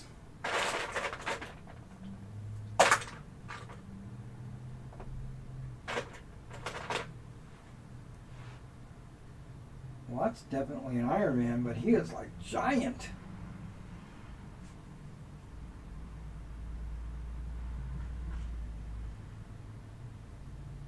Yeah, that Iron Man is big.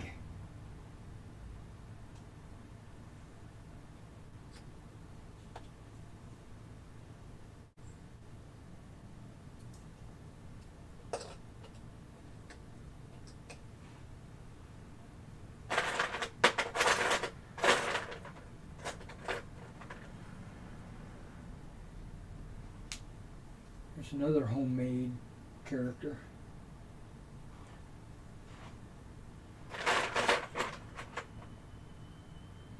North Star.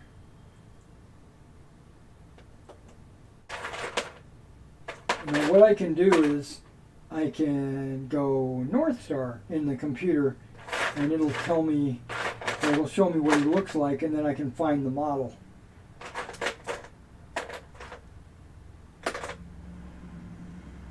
I could probably get a list of all the HeroClix and just scroll down until I can find who each of these guys are if I really wanted to do that. But I don't. I don't care. Looks like Sergeant Rock. That's probably North Star right there. He's got a Canadian thing on him, so I don't know. But this Iron Man looks really big. Like he's the wrong scale.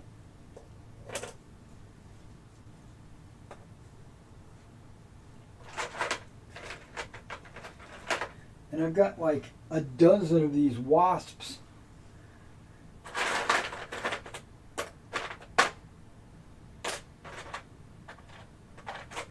I wonder, is that North Star? No, I think that's Centurion or something like that. I don't know.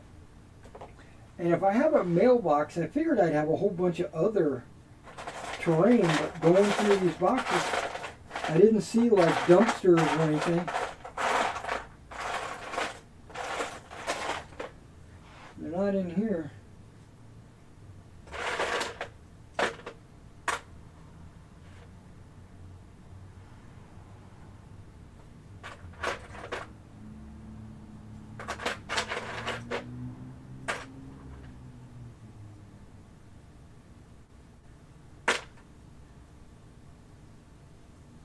Black cat.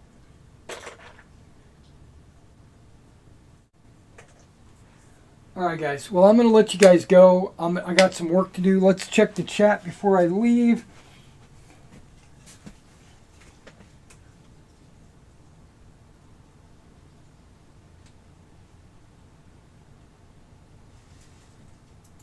Okay, Jeff is talking about a lot of those old Warhammer Fantasy armies are talking about using sabots covering the unit footprints to allow them to use their old units based on 20mm squares rather than rebasing or buying new figures, right? Well, Jeff, yeah, I heard the same. I did hear the same, so so we're on the same page about the you know, like a movement tray that you can put your unit in to give it the actual footprint it's supposed to have. But I'm going to tell you, nothing against you, because I don't know what your philosophy is one way or another. I know that you are just you're just repeating what you heard, and I get that. So we're cool. But the people that use sabots, I have no respect for them. Zero. We'll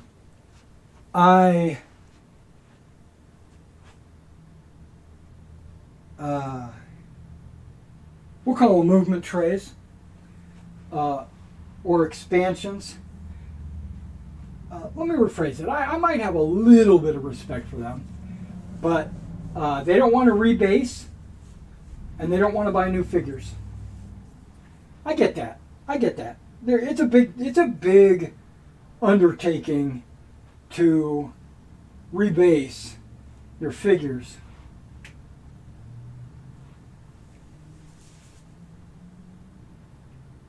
So, my philosophy is rebase your fucking figures. You know? Just do it. It's not going to hurt anything. Rebase them. You know,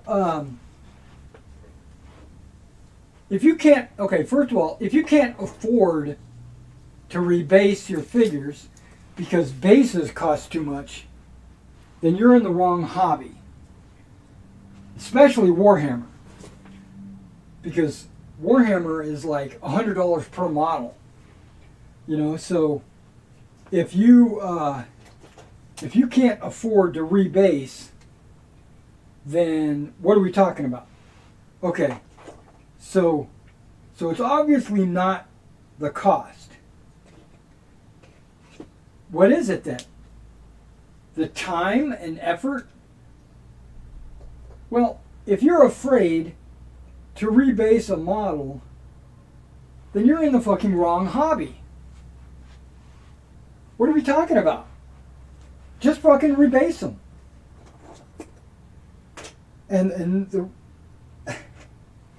I watched a couple of videos of guys complain, oh no, they're switching to 25 millimeters. Oh, it's boo-hoo. I'm like, you're a freaking lazy ass motherfucker. And I'm sorry that I'm cussing, but I'm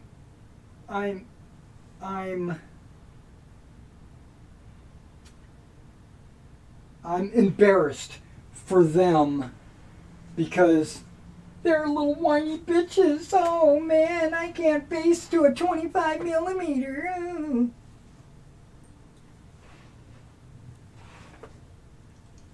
My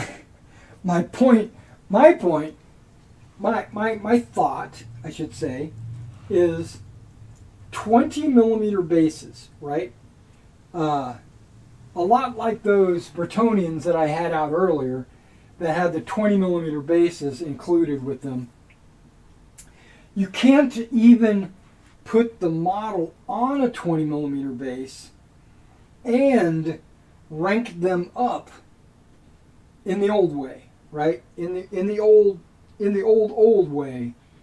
You take the human imperial handgunners, you can't even put them in formation because the guns got in the way, or the models were just dwarves. Let's use dwarves as an example. The dwarf is bigger than the base, and you can't rank them up because like there's an elf right there on a 20 millimeter base. She's got a face at a 45-degree angle. Because if you put her straight, like she was shooting in the direction that the unit's moving, her bow would be jammed up against the figure directly in front of them.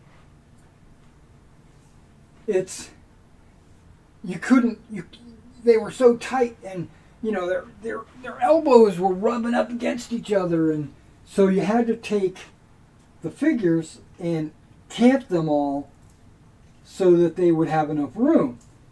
And you know what that looks like? Ridiculous.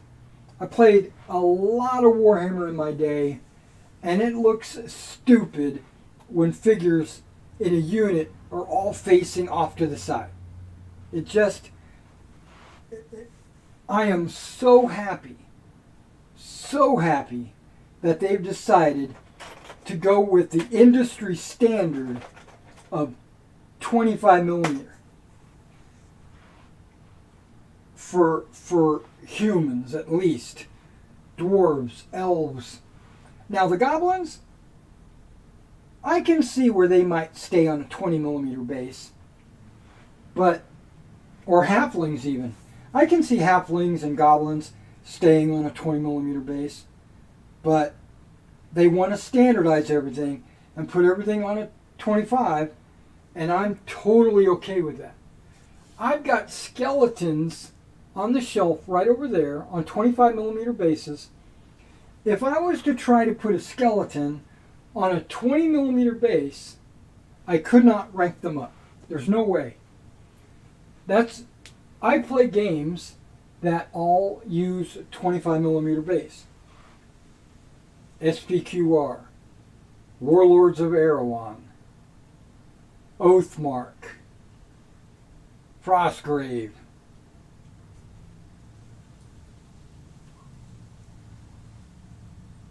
D&D, Bolt Action. You know, all those games use 25 millimeter bases. Just using those as an example. I'm sure there's a million other ones out there. The old Legend of the Five Rings uses a 25 millimeter base. Everybody uses a 25 millimeter base. In Games Workshop's Warhammer was the only one that used a 20 millimeter base. And those 20 millimeter bases could not be ranked up. You had to be creative. You had to adjust your figures. You had to decide who was in the front, who was in the back. You know, like here's an elf on a 20 millimeter base, and I've got him going straight across the base. That bow sticks halfway into the next base. If he was standing next to someone, that bow, he can't stand next to someone because that bow would be in his head, you know? So I am glad they've gone to 25 millimeter base because now you've got room to put your model in the base. You don't have to worry about them not being able to rank up because now they're going to be able to rank up. Plus, now you can spend a little bit more time and effort on your base to make it look good. You could put some tufts or rocks or, basically you can make your base look like a little mini diorama if you wanted. I'm not saying that's for everybody. But it gives you the opportunity to do that. So I have no sympathy for the guys out there that are crying about 25 millimeter bases. Oh, why can't I get my high elf army? Okay, first of all,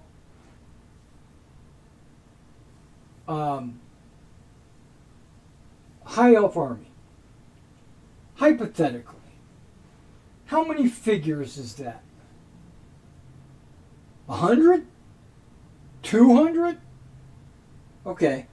Depending on, if you've got all these different big units and if you've got a variety of units because you want to have options depending on what you want to field at what time. So yeah, you might have like 200 models.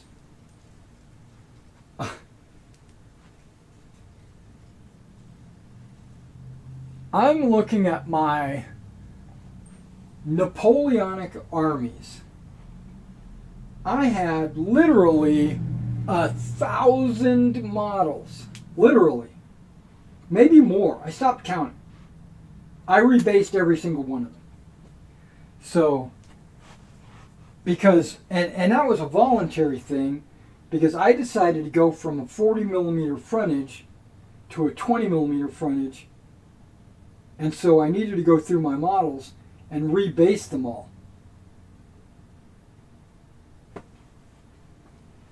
So when there's a Warhammer player out there and he's complaining about 20 millimeter bases, 25 millimeter bases, I just laugh and just say he's a pussy. Sorry.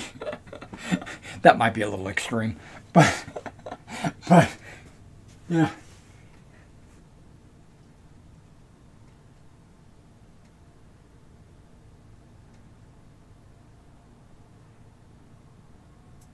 And Jeff, you said, yeah, they'll have to rebase. Yep, that's right. But you also said, what is this here? I found that the problem with the last lot of fantasy battle figures, newer ones, were 28.3. Yeah, they were. I don't play 25 millimeter. I play 28 millimeter. Everything I do is 28 millimeter. 25 is a thing of the past. 25 millimeter doesn't exist anymore. It's 28. Everything is 28. Now 32, how do you really judge a fantasy model like an elf? You know, it's not really 32, it's just whatever. And how do you judge, you know, you can take a human and judge it, but are you basing that on 6 feet or 5'9"? Are you basing it on 5'6"? What are you basing it on? Right? So, but everything I play is pretty much 28 millimeter nowadays. I think that's the industry standard. It's 28 millimeter. Oh, wow. Where did this thing come from? Okay. I might have to put this in a freebie in one of my other packages. And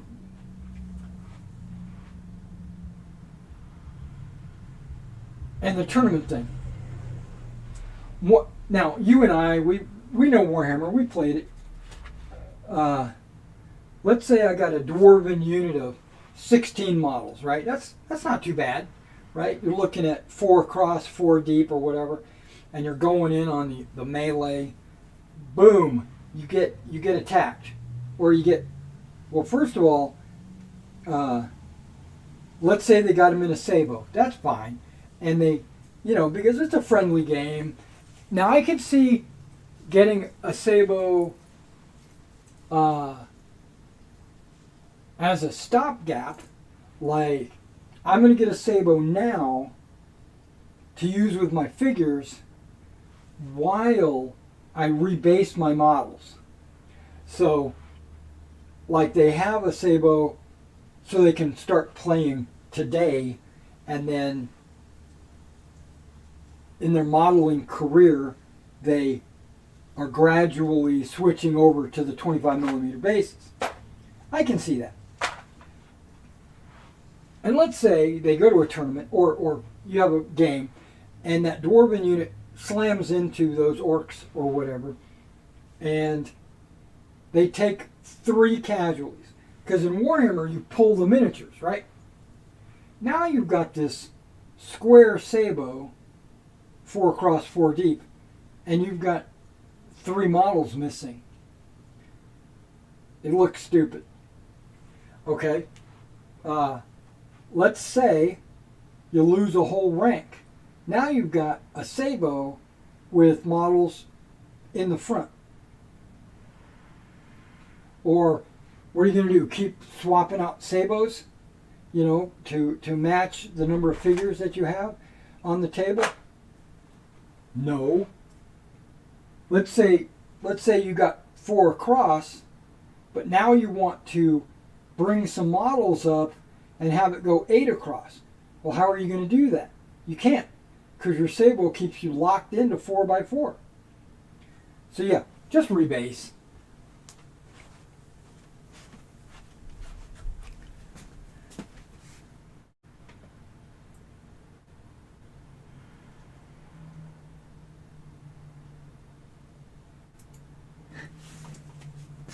Well, you know what? I heard 32 millimeter, right? I don't really